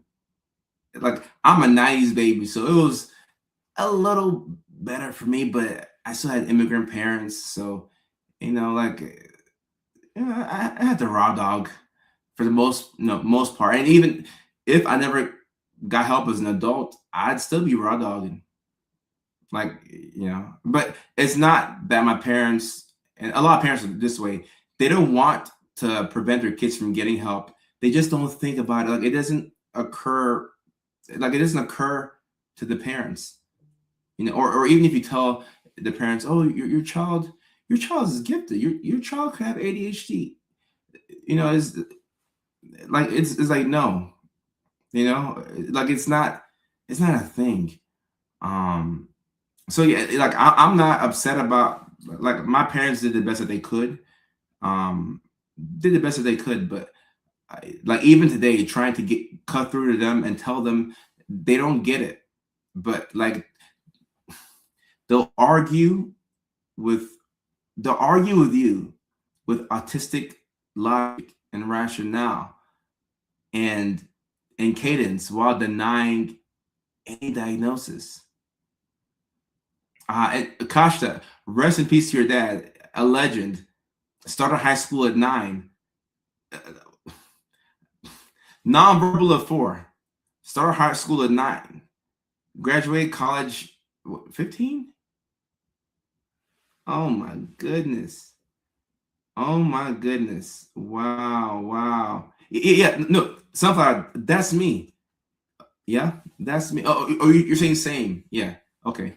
Nice baby with immigrant parents. So I feel like a 90s baby with immigrant parents is similar to an 80s baby born in America. Because we have like we're born a decade later, so we have some advantage, but our parents are clueless. So, I mean, and there's still some immigrant kids today who are going through it, going through it, going through it. And Kasha, I agree. I agree. Especially being like autistic and black. It's like God, you can't do this. No, it's either black or autism. Don't do both. And God's like,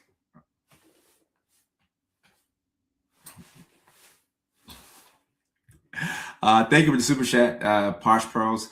I distinctly remember telling my mom I didn't want to talk because I didn't feel like it. Talked at 4.5, graduated high school. Whoa. At 15.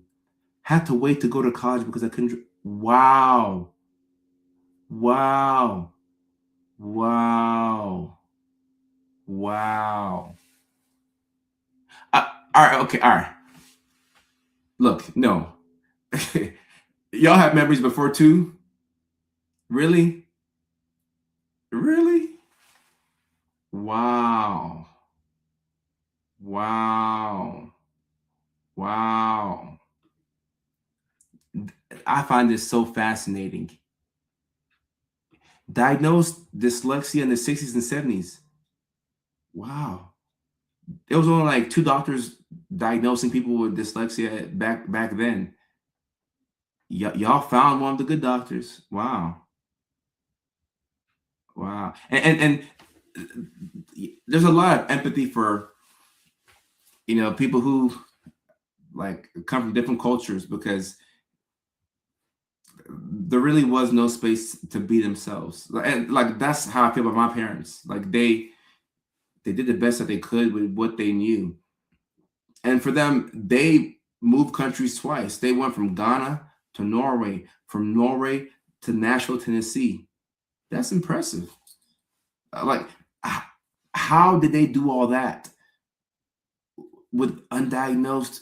I mean, look, we had some undiagnosed superstars. Like the older generation, that's what they are. They are undiagnosed superstars. And sometimes I feel like, because people have the debate, should I get a diagnosis because it's a label, or should I not do it? Sometimes people not knowing that they have something can help. I will say that. People not knowing that they have something can help if they associate that condition with it being a handicap, which in a sense it kind of is.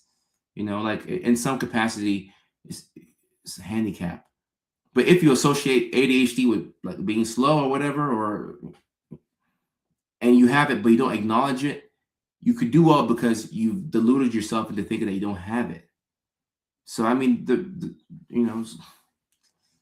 double-edged sword, a double-edged sword. Die yourself until now. Whoa, you remember being 1? Whoa, whoa. How do y'all remember being 1? Your black female ADD, I didn't go to school, parents. Yeah. Imagine telling Jenny, I know. Imagine telling your parents that you don't want to go to school. They're gonna beat you. You better go to school. Celebrate your 3rd birthday. Whoa. All right, okay. This is a separate case study. Wow, wow, wow, wow. What? I remember my bro being nonverbal. We had twin language speaking when he was 2. Okay. Okay. And no, it was stressful for my parents. Very stressful for them. And but see, here, this is why there's a gift to neurodivergence. I promise you, there's a gift. When you're neurodivergent, even if you don't know it, you have this ability to just get the job done. I can't explain it. You have this ability to get the job done. Like, you'll put yourself in situations where, I mean, you could be burnt out, you could be tired, but you will get the job done because it's your only option. And like, that's undiagnosed ADHD right there. We're under pressure. Well, hey, this is where we work best. My parents, when they moved from Ghana to Norway, my dad was at the airport in Norway, Tromsø, Norway, and he didn't know where to go. They came from Africa, no money, limited resources, don't know anybody in Norway. So what does my dad do? He goes to find the yellow pages. Back in the day, for the kids at home, we used to have this thing called the yellow pages where you could go in and find people's numbers. My dad got the yellow pages version, the Norwegian version. He went in there, he started looking through the yellow pages. He started looking for African names. And he found a guy, he found a guy who had a Ghanaian name. And my dad said, oh, this guy must be from Ghana. My dad calls this guy at the airport. This guy pulls up to the airport. He picks up my dad, shows him around. Boom. Now my dad has a friend. He got a place to stay. Look at God. Like, who would think about that? Like, today we got AI. We have Google. I mean, you got like Apple Maps. Like, it's not even MapQuest. Like, you can put it in your phone and figure this stuff out. But like, we adapt. We have no choice. Like, what's the alternative? I'm gonna sit here and die? No, I'll figure it out. And Nelly, yeah, Norway had the yellow pages. And Evelyn, no, I give my parents a lot of credit. Very resourceful. They got the job done some way, somehow. My mom finished Fisk, it's like early 2000s. Early 2000s. But we get the job done some way, somehow. Some way, somehow. I do believe that if you're undiagnosed, at some point you're going to hit a cap where there's only so much that you can do. And that's the painful part. Like, you'll be very resourceful, you can be crafty. And like, for me, my breaking point was grad school. Grad school, I'm working on my doctorate. It's my last degree. It's a terminal degree. I'm like, all right, Coder, this is the last one. But I mean, I got through high school. Well, I mean, I was a failing student, but I got through nursing school undiagnosed. I knew I had ADHD, but no Adderall, no Wellbutrin, no psychiatrist. I raw dogged it.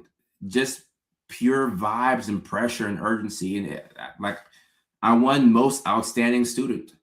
When I go back to the campus of West Alabama, at the University of West Alabama, my name is engraved on the Walk of Fame. I'm not sure what they call it, but my name is engraved at the school. I raw dogged my time there. And I left most outstanding student. I got an award when I graduated. I have an alumni award. My name was on the floor at the school. Undiagnosed. I raw dogged it. But I reached my breaking point where I could only do so much. And that was in grad school. I could only do so much. School was kicking my butt. My relationship, I go to my girl's house, it's an argument because I'm not spending any time together. I go home, arguments because money issues here. I got to take care of this. I don't have any money, but I reached my breaking point. I reached my breaking point, and I talked to a friend. He said he has ADHD. He takes Ritalin for it. And like, it changed things for him. I said, all right, okay, that's it. I need to get some help because this is crazy. And then I got help. I got on the medications, and like now, now look at what I've been able to do. But At some point, like undiagnosed, at some point, you're going to reach a wall. You're going to reach a wall. You're going to reach a wall. You can reach a wall.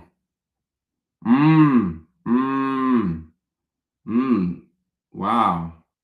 Congrats, Kashta. And also for people who are undiagnosed at home or not sure, you don't have to get on the meds, or like you don't have to get a diagnosis, but it's going to be twice as hard for you. It's not impossible, but it's going to be twice as hard for you. Okay, like so it's like, does it have to be that hard? Cynthia, I appreciate you. It doesn't have to be that hard, like, hey, Lovita, I'm grateful. I had a lot of help. I mean, I did pretty good without the official help, but once I started learning more about ADHD and what I had to do for it, I have a lot of help, and I still have a lot of help today. I still have a lot of help today. And you know what's crazy with ADHD? You have to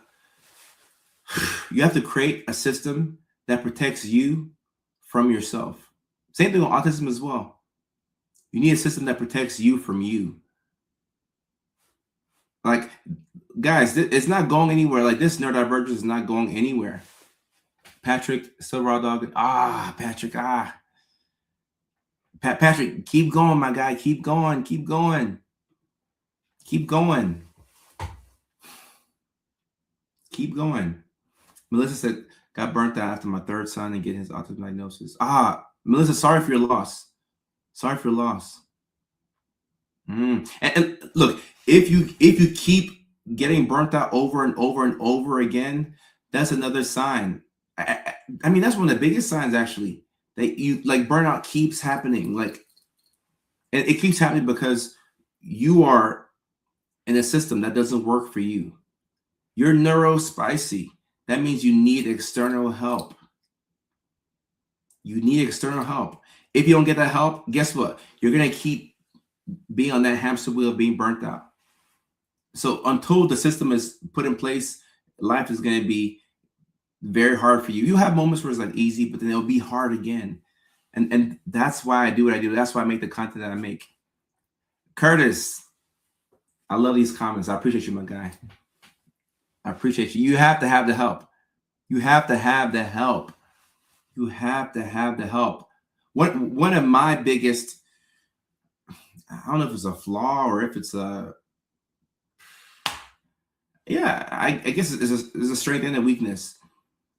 I'm a risk taker. I can't I had a girlfriend who made me like quit gambling because like I like to gamble because I think I'm gonna win. I always feel like I'm gonna win. I will always win. I like to roll the dice. So when I'm in a dicey situation, people can think about all the ways that something will go wrong. I'm like, no. What about the one way it's gonna go right? I'm a gambler. Farrah, I appreciate you. So I need to protect myself from me because of that. I broke in my second grad degree. I have shame because I never walk away from something I finished, but I couldn't do it anymore. I'm pursuing help now. I've hit a wall I can't get through. Posh Pearls, thank you for the super chat. I get it. And thank you for sharing. Like, that's what I'm telling y'all. Like, there's that ceiling where at some point, no help, it's gonna be hard, damn near impossible. So getting that help is gonna make things so much easier for you. And great question right here. I definitely want to answer this question before I end the live stream. And Katya says, we love a Delulu King. Yeah, no, I got some Delulu in me for sure. I definitely do, because I feel like I'm always going to win. Like, things will always work out. But that's gotten me into a lot of trouble. It's got me into a lot of trouble. Like for me, when you meet a girl, before you and her get to shucking, you don't shuck with the girl and then ask her, oh, are you in birth control? You know, you don't do that. That's backwards. Like it, rolling the dice, rolling the dice. That's not smart. You ask these questions before, and then you get to shucking. But like it's self-awareness. I know I'm a gambler. So now I surround myself around people who can help me out. They can tell me, Kojo, bad idea. Kojo, good idea. Bad idea. Good idea.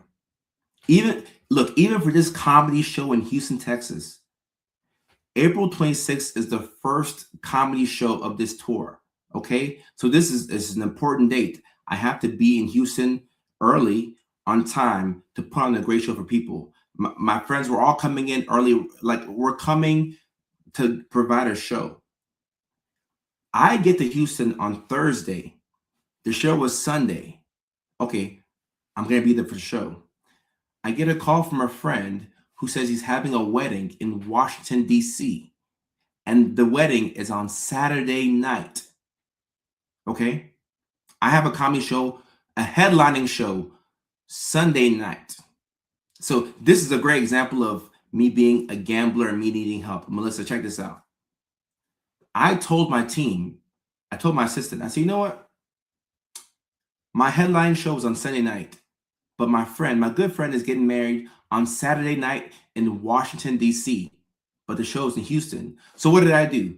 I already have my flights to Houston booked. So I'm going to be in Houston on Thursday, but I booked a flight from Houston to Washington, D.C.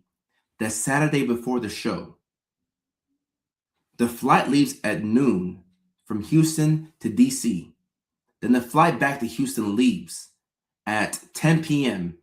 D.C. time, allowing me to get back to Houston at 1 a.m. the night before the show.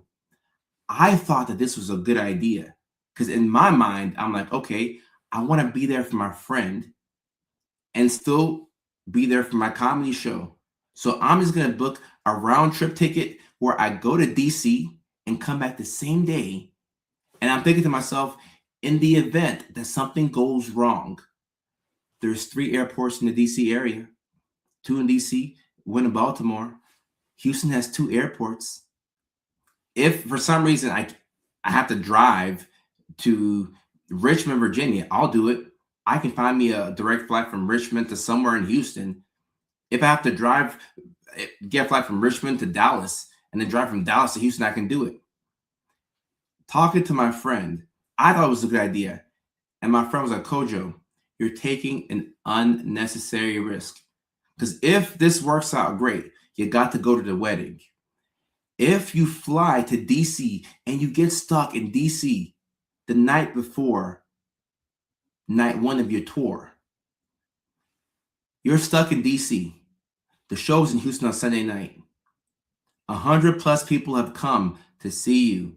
If you can't make the show, not only do you have to give everybody a refund back, but people are pissed. People drove 3 hours from Dallas to Houston. People drove from the Woodlands all the way down to Houston. And Houston's an hour away from Houston. People are coming from Louisiana. And then not only do you have to give them a refund, but now the club is upset at you. The promoter is upset at you because you're taking money out of their pockets, all because you thought you could fly from Houston to DC and from DC to Houston in the same day, which you can do it. I've done it before. But my friend sat me down and said, Kojo, this is an unnecessary risk. You don't have to do this. And I said, okay, cool. Yeah, you're right. I'm sorry. So I told my assistant, I said, all right, John, let's cancel the DC flight and let me get my flight credit back with United because I don't think that it's the best idea. But in my head, I really thought that I could do it. Like I really felt like I could do it. Like, Houston is an hour away from Houston. And I know that because I've been in Houston before. I said, let's gamble. I know I can get back. Like, I can fly. Like, I can do it. And look, I probably could do it, but it's an unnecessary risk, right? Same thing as shucking with a girl and then asking, are you on birth control? Like you could end up being fine. There's Plan B pills, but it's an unnecessary risk. So I know that I'm a gambler, but I don't have to go for it on fourth down. I could punt the ball. I know my limits. And if I can't do it for myself, I have to surround myself with people who can say, who know me, who say, Kojo, don't do it. Don't do it. And as smart as I appear to be, I really thought that I could do this. I thought I could do it. And if I'm being honest with y'all, I still think I can. I still think, but I won't because it's an unnecessary risk. If you get right, right, right, exactly. So you need a voice of reason by your side. You need a voice of reason by your side. Yeah, right. Cost me right. It's an unnecessary risk. Right, it increases like see you see how y'all are rational about this. The only person who can't see it is the person who is in it. You don't see it, so you want to gamble. I really thought that this would work, and it could work, probably will work, but it's an unnecessary risk.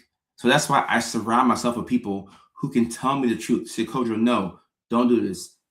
No, no, we're not doing this. We're going here. We're gonna do this. Like if I'm dating somebody, like the best thing that they can do for me is help wake me up in the morning. Say, hey, wake up, take your Adderall. Uh, let's get the day going. No, no, you can fact check me. Yeah. And see, I appreciate this community. And sometimes, like, look, let's just say I did go to DC and I came back and I made it work. Okay, like, what are you proving to who? So that's the type of support that you need. It's not just medications that you need, but you have to know what are the traits that you have? What are the traits that you have?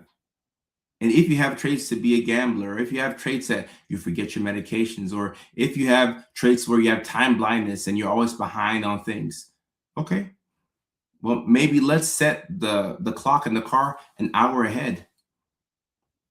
Like that's how I get to places on time, and I'm still late sometimes.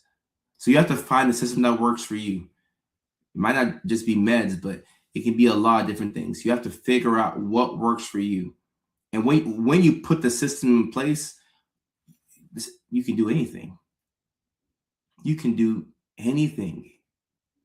But without a system, you're going to be stuck. Or Walter, I get my team to look at it. We get so many messages, but I'll have my team look at that. And this is why you need people around you. So telling your wife, what's a smart move? Like you need an accountability partner. You need an accountability partner. Facts. And yeah, I know Houston. I know Houston. Hour away from Houston. So like now I know. Now I know. Now I know.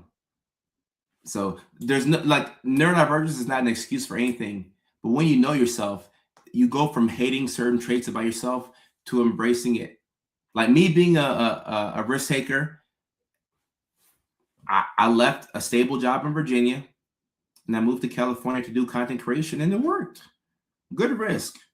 Good risk, right? You could always go back to psychiatry, and like I still do psychiatry. So like good risk, but bad risks, stay away from them.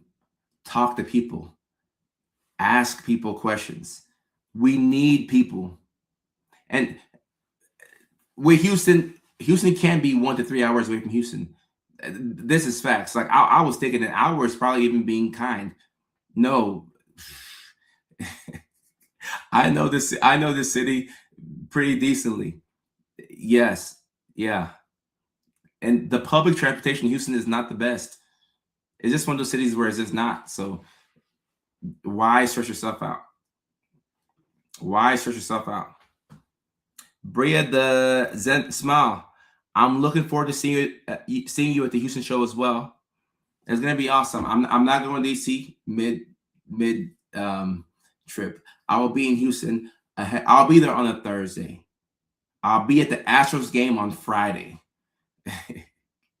I'll be at Steak 48 on Saturday. I'm like, I'm staying close to the comedy show. Yeah, I'm doing that as well. Like, I know myself. I know myself. So it's about knowing yourself and not hating yourself, but just love the traits that you have, but put some guardrails around you. Get some help. Get some help. Get some help. And that's why, like with the content, if you realize that you have, autism, ADHD, or if you have people pleasing traits, just know that, like, if you're a people pleaser, you need to be with somebody who doesn't mind being the mean person. So you should never like date another people pleaser, because guess what? Y'all gonna be going to weddings and events and things that you don't want to do because you're trying to please people. One person in the relationship has to be the asshole. somebody has to be the asshole. Somebody got to do it.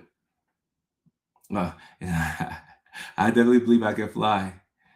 And I know somebody had asked, I forgot who asked, but somebody had asked what are the four ways that autism could look like bipolar disorder. Number one, mood episodes and bipolar can look like autistic burnout.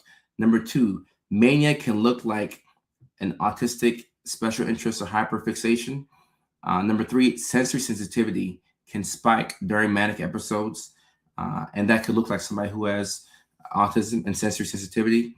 And number four, social withdrawal, which could be an early sign of psychosis, could look like somebody who is experiencing skill regression or burnout in autism. Yeah. Oh, so your husband's an asshole? Good. Great. Because you don't want to date somebody who is like super nice like you. Yeah. I mean, I thought about that, but like we had the team, helping out with that. Because like knowing me, I'm like, oh, I stay over there. I know myself. Like I'm decently smart. I'm not no genius. I'm like just enough to get by. LA is an hour away from L. Yeah. I mean, clearly I know this. Clearly, and this is why in LA we just stay in our neighborhood. Like if you're a Valley person, you're in the Valley. If you're Marina Del Rey, you stay there. If you're Inglewood, you stay there. South Central, like you just stay in your area. If you're in Beverly Hills, West Hollywood, you stay there because it's look, a boat accident, right? Seattle is actually the next show that we're trying to add in. So I'm trying my best to add a show, Seattle. I'm trying my best. I think that'll be the next one, either that or Oklahoma City, but definitely Seattle. Yeah, you gotta find your compliment. Patrick, you're not supposed to have blood in your stool. Not normally. Not normally, but you may have just wiped hard. A random question, but random answer. Bria says, but we're out here looking for the nice guys. You want kind guys, okay? I don't know about nice. Nice can be kind of manipulative sometimes. Nice is people pleasing. You want somebody who's kind, right? Like somebody on a hard day, somebody who can extend grace to you. Like, you know what? Like it's like we're gonna be okay. But sometimes overly nice can get you in trouble. But kind over nice, if that makes sense. Kind over nice. Does that make sense? Yeah. I mean, he may have wiped hard. And I mean, look, that's actually a great. Ooh, that's a great potential topic. Like times when you shouldn't be nice, because there are times when you should not be nice. Like you're at the lounge, somebody comes by and they smack your girl's bum, You're supposed to check that person. You don't say, "Oh, sir, please don't do that." No, and you don't have to fight, but you have to be like, "Hey, like you need to address what you just did. Like that better have been on accident. Like like you have to account for that." There's times where you have to put your foot down. A- And Javo would love to come to Australia. I have some connections over there, so I think we can make that happen. I think we can make that happen. Hey, don't want to push over, but you don't want somebody who's too rigid too. Like somebody who's too rigid, like so like it's a balance. Like you have to find a nice um balance. But I'm happy that looks like y'all can tell the difference between kind and nice. It's clear differences. Like kind is always better than nice. Nice is not bad. Like nice is not bad, but like kindness is what you want. It's a clear difference. Kindness is somebody who has compassion, they have empathy. But nice is like performative. A guy who's masculine without it being toxic, I have a good balance. Sometimes masculinity has to be a little toxic. Unpopular opinion. And when I say toxic, I'm not talking about a narcissist. I'm not talking about somebody who abuses you. Okay, but sometimes a little toxic in the form of nonchalance. Like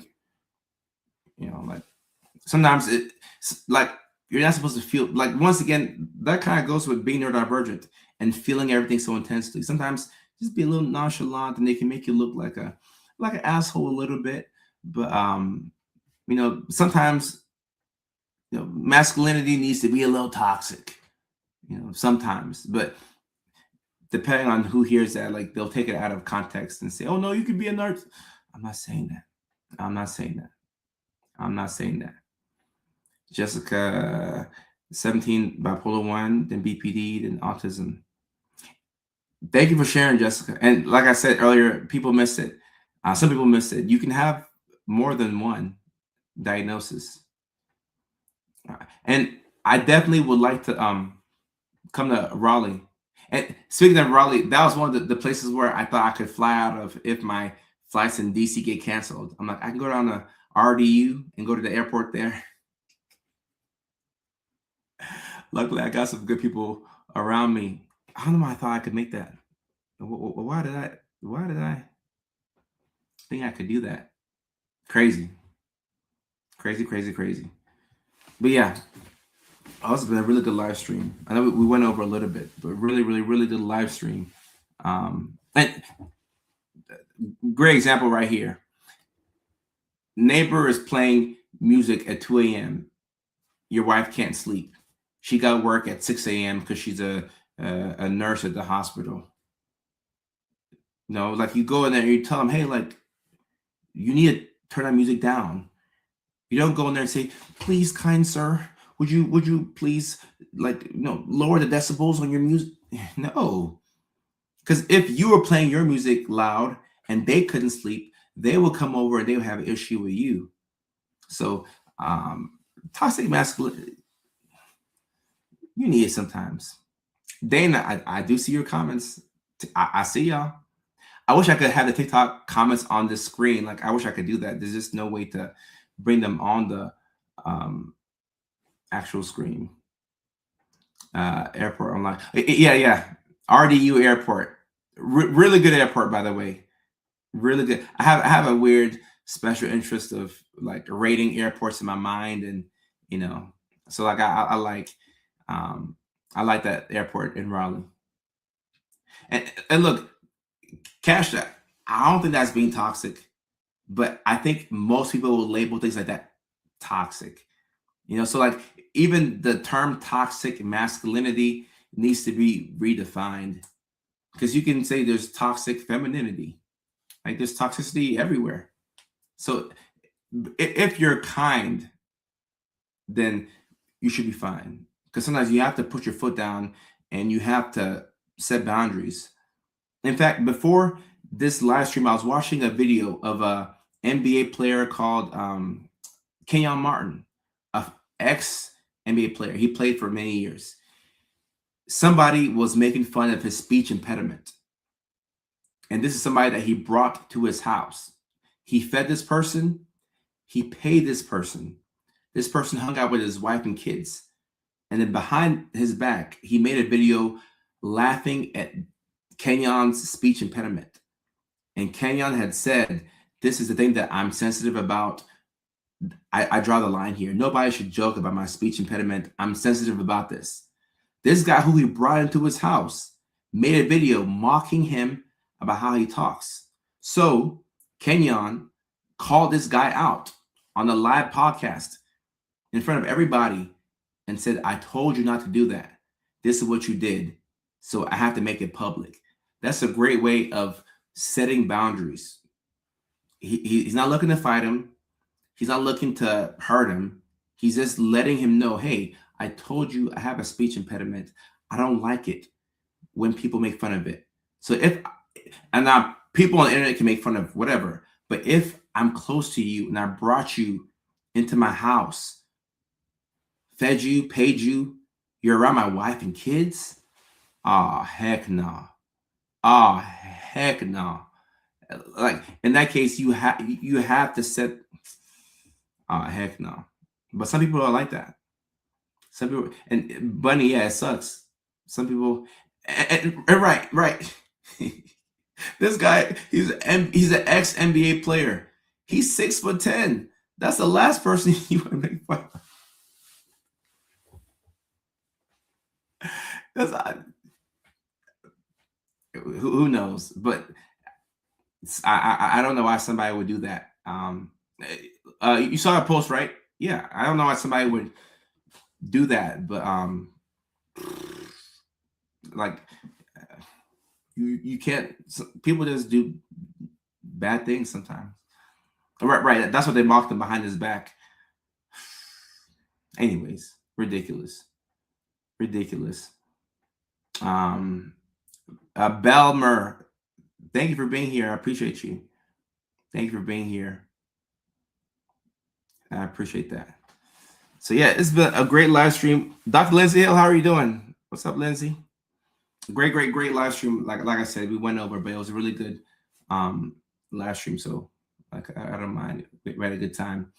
The next live stream is gonna be Thursday. Am I traveling? No, okay. No travel. All right, yeah. So we're good. We have some travels and not next week, but the week after. But yeah, so next live stream will be Thursday at 6 o'clock, 6-ish. Let me just start saying 6-ish. All right, 6-ish. All right. Next live stream is Thursday, 6-ish California time, which is 9-ish Georgia time, Atlanta time, New York City time, which is 8-ish Nashville time and Houston time, which is 7-ish Phoenix, Arizona time, which is 6-ish Seattle time, which is 5-ish Alaska time, which is 4-ish Hawaii time. And this is 9-ish EST. 9-ish EST, which happens to be 2 a.m.-ish for my UK boys and girls. Australia, Javo, I don't know. I don't know the time in Australia. So I'm not exactly sure, but 9-ish EST. Louis, I appreciate that. 6-ish PST. So yeah, ish. But we'll do my best to make it 6 p.m. as close as possible. So that's gonna be the live stream. And then once again, we kick off the comedy tour April the 26th in Houston, Texas. I will be there at the All Jokes Aside Comedy Club. I'm not gonna take any risk and try and go to DC that weekend or do anything risky. I will be in Houston, Texas that whole weekend. So I'll be there at the show April the 26th at the All Jokes Aside Comedy Club, 8 p.m. Central Time. Actually, Let me double check the time, but it's April the 26th for sure. Link is in the bio for the tickets. So we kick off in Houston. It's going to be a special night as we kick off the tour. I wouldn't want to kick it off in any other city but Houston. So I'm excited for that. The next show after that will be in Nashville, Tennessee, my hometown, May 31st at the Zanies Lab. And both shows should be packed rooms. I'm very excited about that. Then after that, we will be in New York City, June 11th. That's going to be a Thursday. That's a Thursday night. In New York City, Thursday nighter. And it should be summer, so I don't think the kids have school the next day. But come on through. Then the following week after that will be June 18th at the Comedy Bar in Chicago, Illinois. That's also a Thursday night. So 4 great shows. We're looking to add more shows as we go. I'm looking to come to Seattle, Oklahoma City, Columbus. Those are 3 that we're discussing that we're going to add. We'd love to come to Denver. I think I've only been in Denver once, but there's so many more cities that we would like to come to. I'm excited for Chicago. Chicago is my favorite comedy town. Last time I came to Chicago 2 years ago, it was amazing. So I'm always down to go to Chicago, especially in the summertime. Summertime Chicago there's nothing better than summertime Shy. Very walkable city. It's going to be awesome. I would love to come to Cleveland eventually. Would love to come to Cleveland. We'll talk with the team. Raleigh, so many places we have to come. So we have these 4 shows, and we're going to do our best to sell them out. Have a really, really good time. Austin. Austin's the comedy capital of the U.S. right now. So can't wait to come to all these different cities. But we kick off in Houston, Texas. That's night number 1.